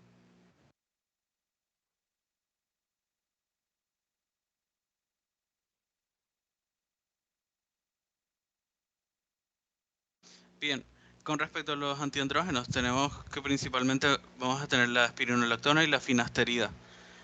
Bien, con respecto a la espironolactona, este va a ser un antagonista propio de la aldosterona. Este va a inhibir el citocromo P450 y es necesario para la síntesis de andrógenos a nivel ovárico y suprarrenal. Entonces, lo que hace esta es que, pues, al estarla administrando, lo que tiene según la guía JACO es que para que empiece su efecto terapéutico, esta tiene que pasar 6 meses de su tratamiento continuo y se administra 2 cápsulas por día en una dosis de 25 hasta 100 miligramos por día. Y estas, después de estos 6 meses, a pesar de que el tratamiento sea complicado para la adherencia, se ha visto que promueve la ovulación y promueve los ciclos menstruales después de estos 6 meses hasta niveles o parámetros que se puedan considerar hasta ciclos menstruales ordinarios.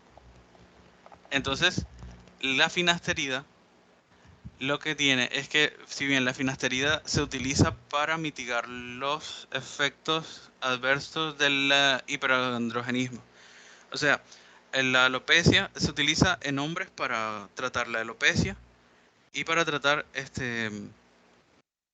bien, sí, se utiliza para tratar la alopecia en hombres, pero se ha visto que tiene un efecto beneficioso en las mujeres previniendo esta alopecia y también de que tiene menor hepatotoxicidad y menor nefrotoxicidad. Entonces es más seguro que la espironolactona. Bien, pasa. Bien, con respecto a los antibióticos orales, estos pues van a tener como efectos que van a aumentar la sensibilidad de la insulina del músculo e hígado, van a reducir la insulina circulante, estos reducen las proteínas C reactivas, incrementan las concentraciones de la proteína transportadora de hormonas sexuales y también incrementan las lipoproteínas de alta densidad. Y estas también aumentan lo que sería la sensibilidad de la insulina al músculo, favoreciendo también lo que sería la pérdida de peso.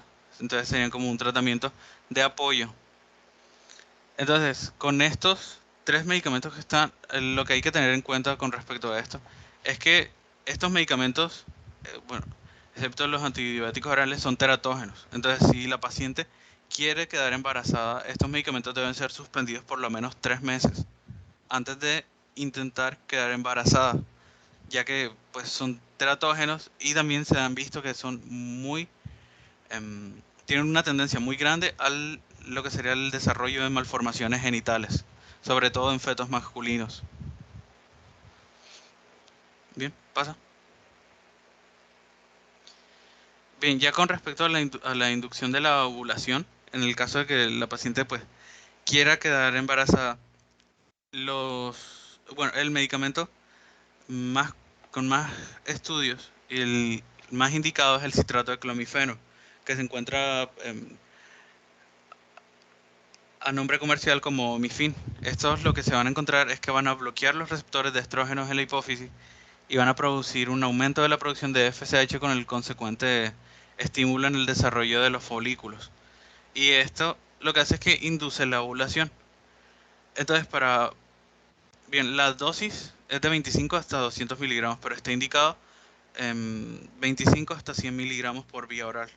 Y la forma en la que se van a dar estos medicamentos es que se les dice a estos pacientes de que si bien tienen su menstruación, entonces como está en la gráfica, pasan 2 días hasta 3 días entre 7, no pasaron 2 días, quiero decir. Pasa el anterior.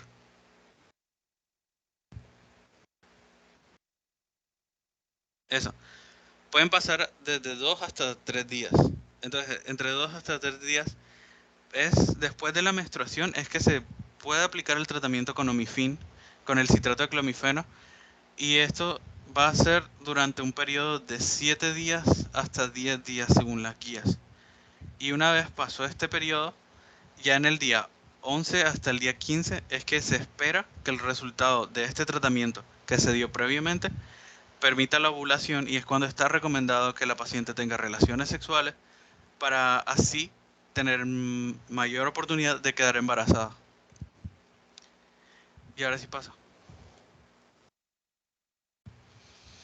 Entonces, aquí traje un algoritmo en el cual nos muestra todo el manejo que podemos tener con la paciente con el síndrome de ovario poliquístico. Entonces, con estos pacientes, el paciente empieza con un paciente que tiene síndrome de ovario poliquístico con oligoovulación crónica y hiperandrogenismo.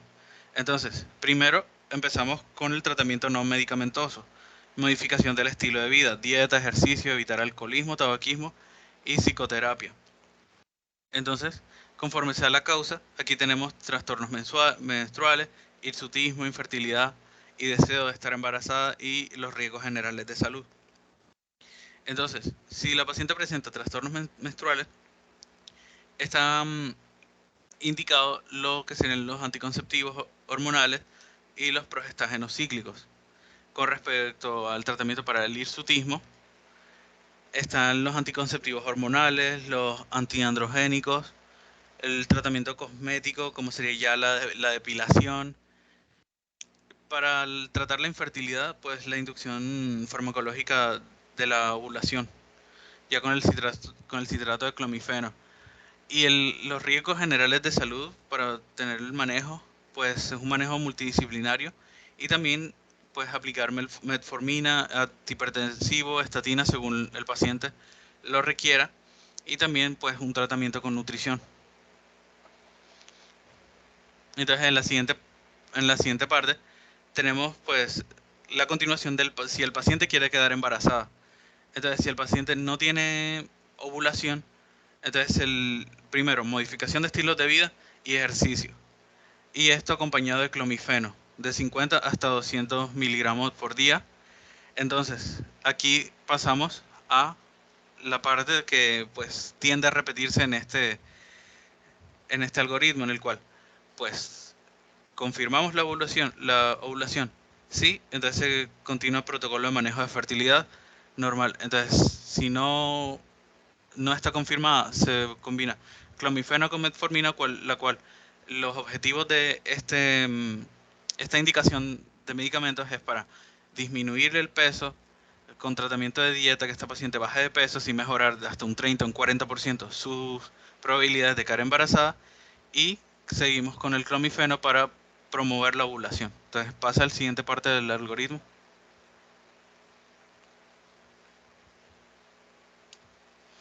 Entonces aquí volvemos, confirmada la ovulación, sí se maneja con protocolo de fertilidad, y si no, pues entonces ya se inyecta con lo que sería FSH para evitar más de 2 folículos. Entonces, si con esto ovula, manejo de fertilidad. Si no ovula, entonces se hace una perforación ovárica por la laparoscopia, que ya eso lo hará el cirujano obstetra. Entonces, ovulación confirmada. Si no hay ovulación, entonces pues es una reproducción asistida con un uso moderado, 1 o 2 embriones, y esto sería una fecundación in vitro. Pásalo. Bien, gracias. Gracias, Carlos.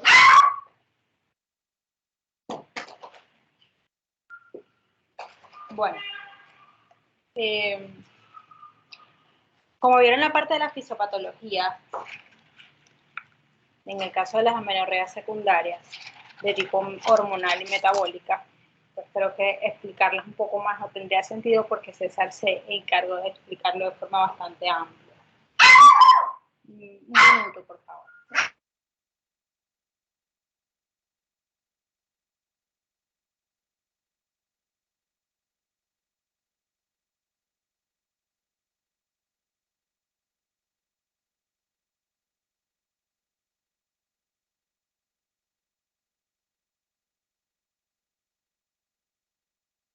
Ajá, volví.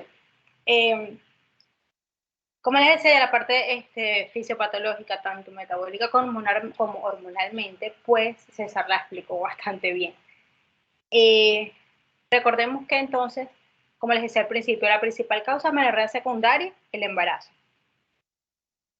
Apartando la lactancia, donde obviamente tenemos una paciente con un antecedente que de entrada nos dice por qué no está viendo la menstruación. Importante lo que dijo César, se considera amenorrea luego de 6 meses de una paciente que haya dado a luz, pero obviamente una paciente que no esté dando lactancia materna. Porque sabemos que si la paciente está estimulando el pezón, continúa estimulando el pezón, pues la producción de leche va a continuar y se puede extender hasta inclusive 2 años. Entonces, estas pacientes que dieron a luz y no dieron lactancia, pues entonces allí sí podemos clasificarlas como hiperlactinemia si continúa la secreción de la misma, y esta suele asociarse a amenorrea. Para que cuando vieron métodos anticonceptivos, vieron que para que la amenorrea por hiperprolactinemia o por secreción, por lactancia, sea realmente, digamos, real, pues debe la paciente dedicarse a lactancia exclusiva. De lo contrario, los niveles de prolactinas tienden a fluctuar y esto puede permitir que el eje se reactive y ella empiece a ver sus ciclos normales. Eso por una parte. Por otra parte, recordemos también que las amenorreas secundarias pueden deberse a procedimientos quirúrgicos, como en el síndrome de Asherman y en el caso del síndrome de Sheehan también, cuando hay algún antecedente de hemorragia obstétrica que pudiese condicionar una necrosis hipoficial, entre otras muchas causas de amenorreas secundarias de tipo orgánico o anatómico. Ahora bien, dentro de los motivos de consulta más frecuentes que encontramos está el síndrome de ovario poliquístico, muchísimo más que la hiperprolactinemia. En ocasiones, el síndrome de ovario poliquístico o el ovario poliquístico está sobrediagnosticado. Son pacientes que llegan, que dicen, mira, yo tengo diagnóstico de ovario poliquístico desde que era muy joven, y andan con ese estigma toda su adolescencia y parte de su adultez, cuando no es cierto que sea la causa de su trastorno menstrual. Ahí hay un papel muy importante, hay un detalle muy importante. Bajo ninguna circunstancia el patrón de ovario poliquístico se debe considerar como tal en alguna paciente o en las pacientes que tengan menos de 8 años desde el momento de la menarquia.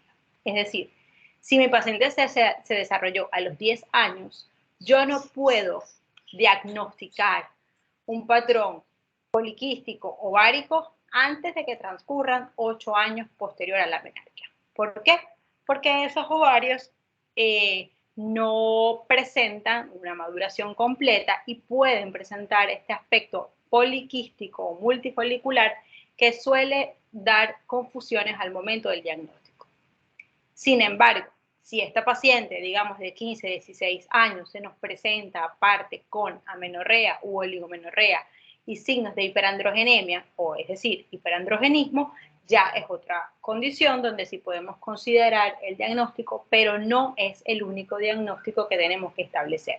Tenemos que recordar que existen otras causas de trastornos menstruales que no necesariamente es el ovario poliquístico. El cuadro que trajeron sobre los paraclínicos que se solicitan y la parte hormonal que explicó César sobre la correlación con la hormona tiroidea es muy importante cuando estamos enfocando a una paciente en condición de amenorrea secundaria.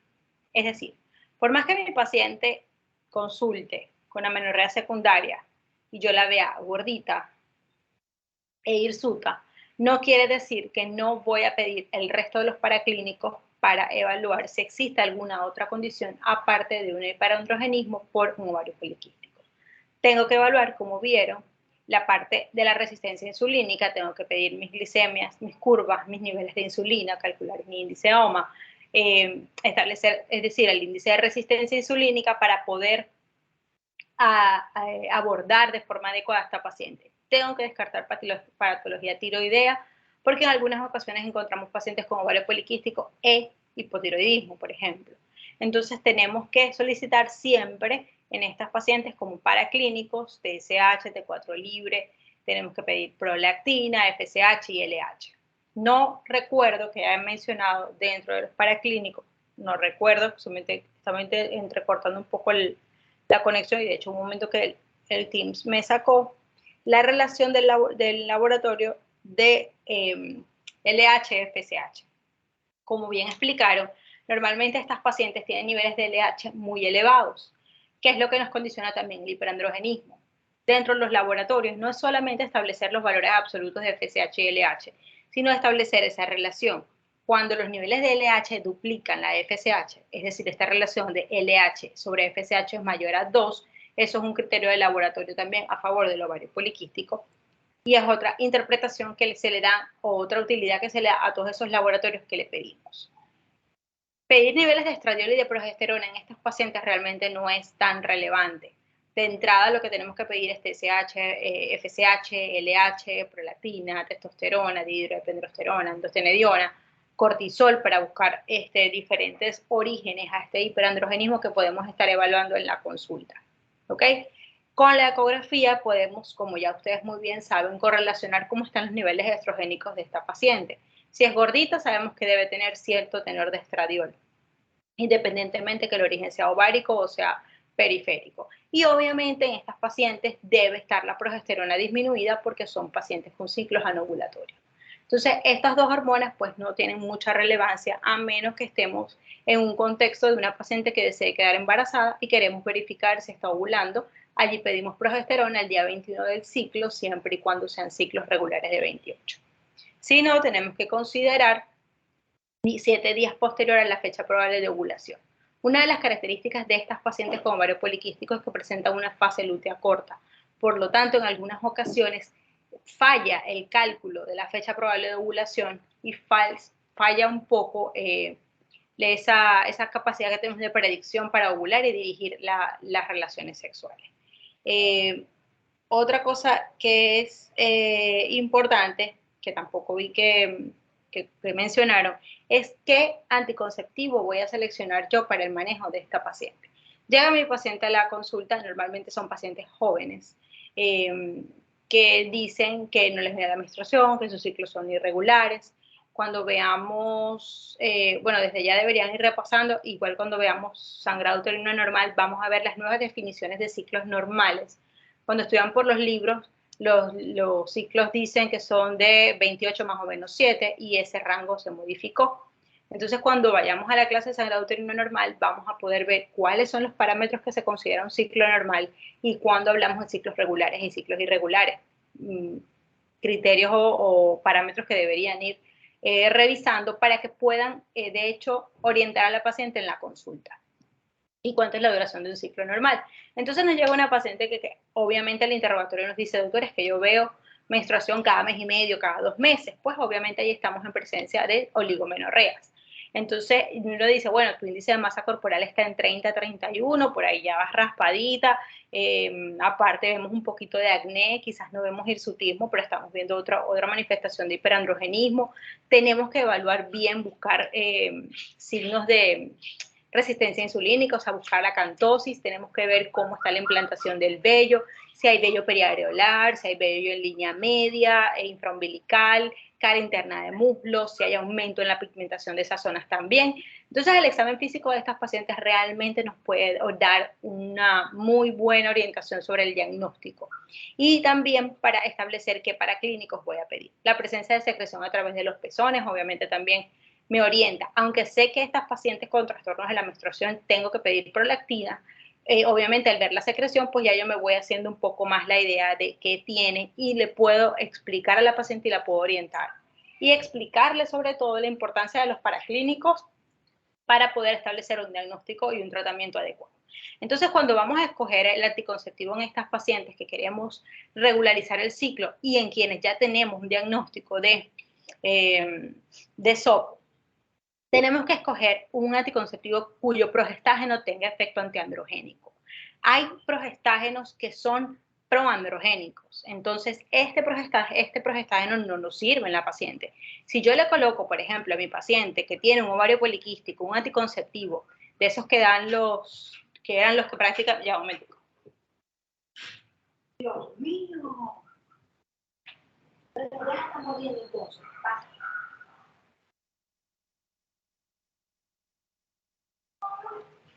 Damos uno de esos anticonceptivos que eran los que que eran lo que la EPS daba, ¿ok?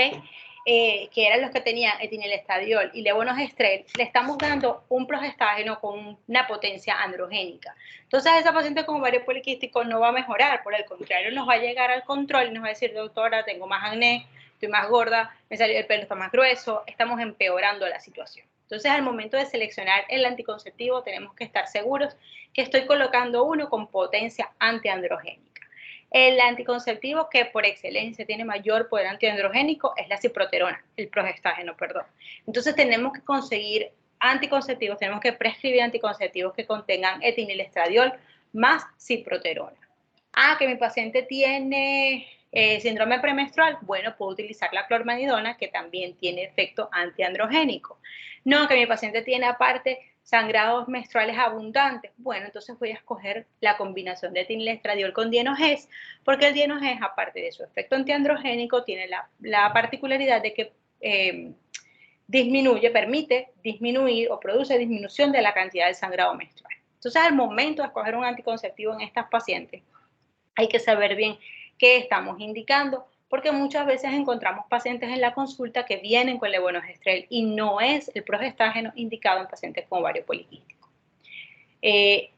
Los antiandrogénicos, la espironolactona, el finasteride, no es un medicamento que ustedes como médicos generales van a indicar. Sin embargo, el anticonceptivo sí lo van a indicar ustedes. La metformina también la pudiesen indicar ustedes dentro del manejo.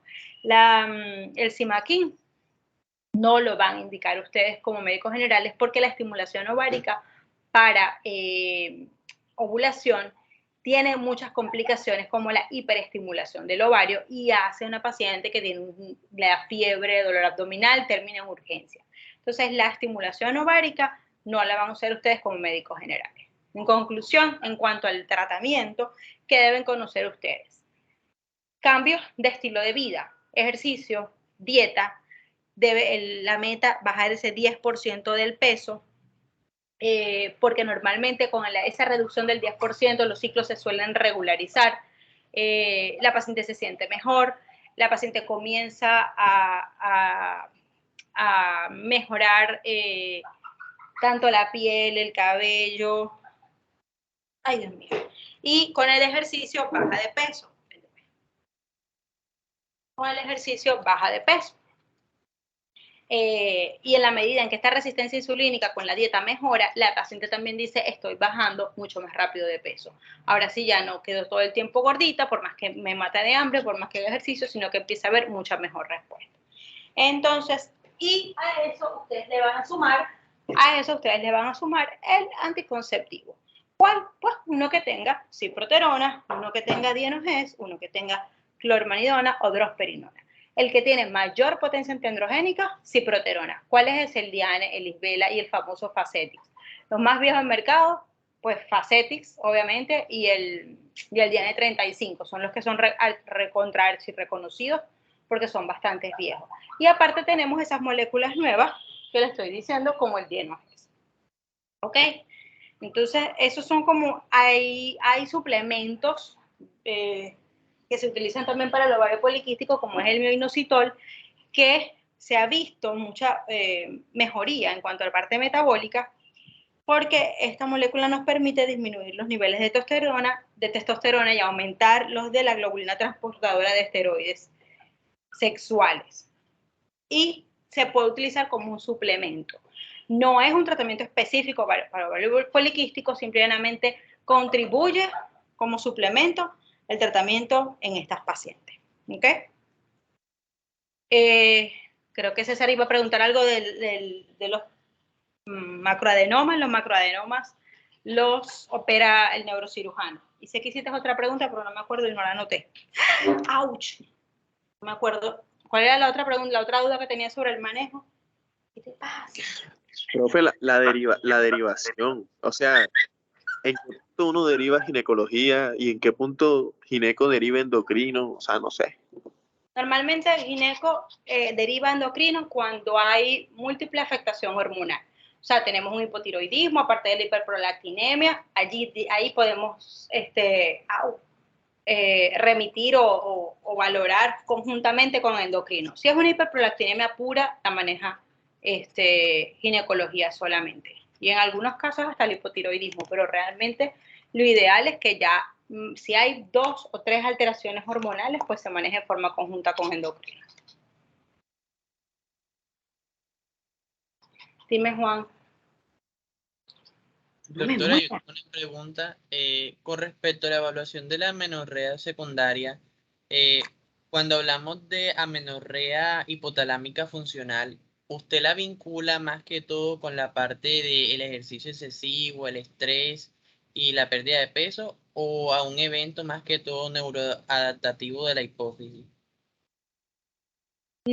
Hay que interrogar al paciente. Hay que interrogar a la paciente para que tú puedas ubicarte dónde pudiese estar el problema realmente. Como les dije al principio, o sea, no siempre asumir que todas tienen ovario poliquístico, aunque sea la principal causa. A veces simplemente interrogando a la paciente nos damos cuenta que está bajo serias condiciones de estrés y por ahí pudiese ser. Lo importante es que siempre tienes que descartar, tampoco te puedes quedar corto, o sea, no puedes asumir simplemente que es un problema hipotalámico o asumir simplemente que es un problema ovárico, netamente. Entonces la evaluación de estas pacientes es completa, es prácticamente diagnósticos de descarte, o sea, tú tienes que estudiar todo para poder establecer una causa. No puedes quedarte corto, o sea, la presencia de una cosa no te anula la otra.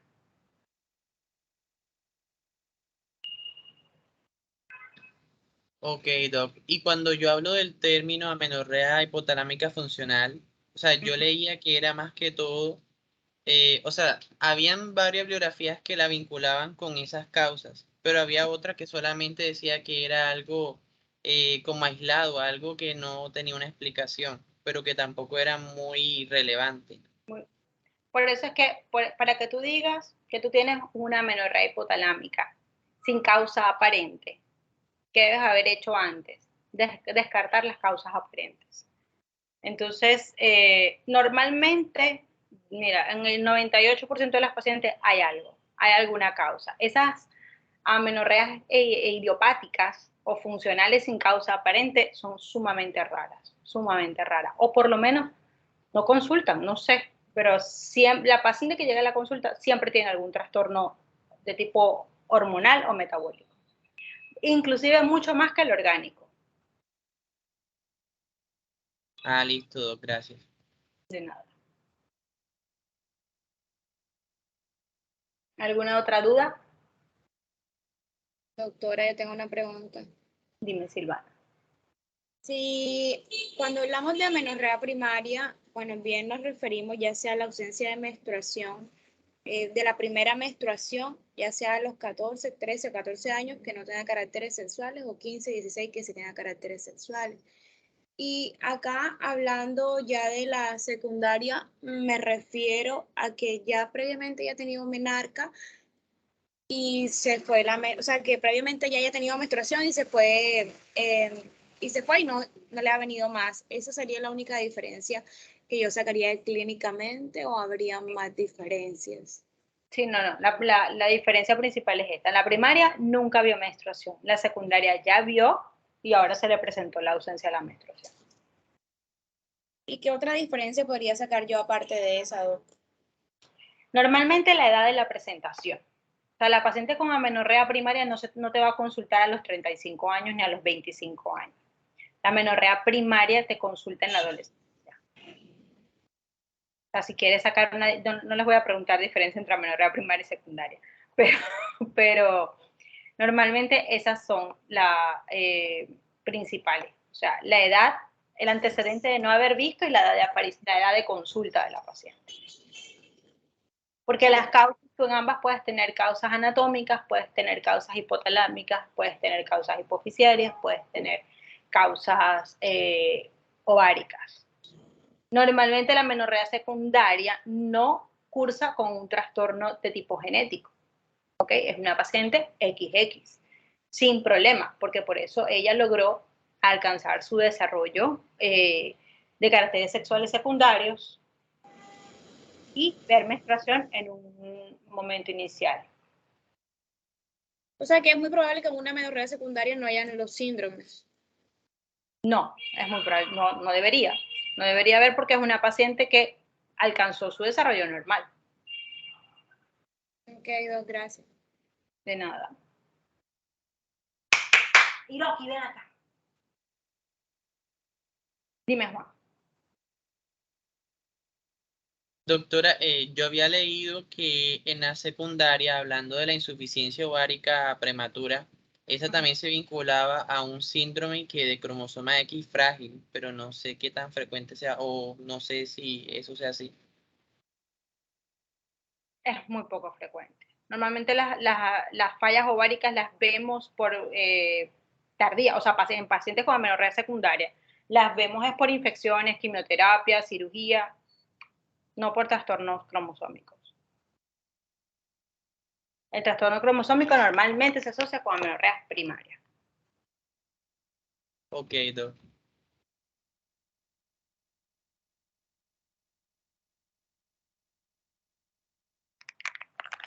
Listo, muchachos. Luis. Listo, doctora, muchas gracias. Doctora, una pregunta. Dígalo. Si la paciente tiene una hiperprolactinemia, le iniciamos el tratamiento o le hacemos la radiografía y el tratamiento. ¿Qué decisión se toma y cuándo se remite al cirujano o eso? Depende de los valores de prolactina. Cuando tienes valores por encima de 100, tienes que hacer la resonancia. Cuando tienes valores de 30, 40, 50, puedes iniciar el tratamiento, porque no suelen estar asociados a prolactinoma. Ni macro ni micro. Cuando los valores son elevados, sí, hay que hacer resonancia, porque lo ideal sería siempre hacerla, ¿no? Pero acuérdate que hay hiperprolactinemias idiopáticas, hay hiperprolactinemias asociadas a otros tipos de trastornos hormonales, a medicamentos, de manera que cuando el aumento no es importante, tú puedes iniciar el tratamiento. Si no hay respuesta al tratamiento, debes entonces continuar los paraclínicos. ¿Y si es más de 100, se remite o no se remite? Sí, se remite, se hace la resonancia y se remite. Listo. Por cierto, cuando tengan una paciente en quien sospechen hiperprolactinemia por fármaco, deben, siempre y cuando el fármaco se pueda suspender, obviamente con los antipsicóticos no pueden hacer esto, ¿no? Pero cuando sea, digamos, un antihistamínico, un inhibidor de bomba, que la paciente esté tomando de forma crónica y ustedes encuentran una hiperprolactinemia discreta, ustedes pueden suspender el medicamento, esperar 4 días y medir nuevamente niveles de prolactina. Cuando la hiperprolactinemia es inducida por fármaco, debe normalizarse o por lo menos observar ustedes una disminución importante de los valores luego de 4 días de suspendido el tratamiento. ¿Ok? Ese es un dato importante que a veces nos orientan esas pacientes que son consumidoras crónicas de algunos medicamentos. Repito, eso no aplica para los antipsicóticos, porque todo lo que es tratamiento psiquiátrico, como estaba diciendo César, no podemos suspenderlo. O sea, nosotros no podemos tomar la decisión de, bueno, señora, vamos a pararlo porque esto le elevó la prolactina. No. Tenemos que hablar con él, o sea, tratar de enviar una nota al psiquiatra solicitando modificación del medicamento o que nos dé herramientas para tratar de vislumbrar si la hiperprolactinemia de esta paciente realmente es secundaria a fármaco o no lo es. Sí, profe, incluso hay antipsicóticos que ya no tienen ese efecto. O sea, por eso hay opciones de tratamiento, pero ya eso no depende de nosotros. Ya hay, por eso es que hay que decirle al médico tratante, mira, tenemos esta paciente que casualmente está recibiendo este medicamento, que tiene esta condición, pudiese estar asociado. ¿Hay posibilidad de modificar el tratamiento? Si ya el médico te dice que no, pues ajá, no hay manera de asegurarnos en un 100%. Hay que descartar, hay que buscar otras causas, por lo que les decía, o sea, la presencia de un factor no quiere decir necesariamente que la hiperprolactinemia o el trastorno de esa paciente se deba exclusivamente a eso. Es cuando veamos sangrado uterino anormal. Ay, mi paciente tiene miomas. Listo, pero yo tengo que descartar todas las causas de sangrado uterino anormal, porque la presencia de uno no quiere decir que no tenga otro. La paciente puede tener mioma en una hiperplasia endometrial, puede tener miomas y pólipos, puede tener mioma y una coagulopatía. Entonces, yo debería estudiar y tratar para poder decir definitivamente si sí o si no.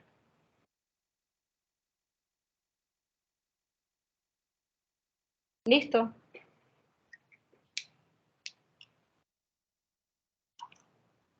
Hello. Tal parece que sí, doctora. Sí, doctora, todo muy bien. Bueno, nos vemos entonces el día martes para la clase magistral y miércoles y viernes, y el viernes es la retro. Listo. Doc, una pregunta, entonces, el algoritmo que se tenía que entregar se entrega el día miércoles que se ve presencial. Sí, el miércoles, cuando nos veamos otra vez. Listo. Listo. Gracias, que tengan feliz tarde. Igualmente, doctora. Gracias a usted, doctora. Igualmente. Igualmente, Gracias, doctora. Bye. Chao, doctora, gracias. Chao.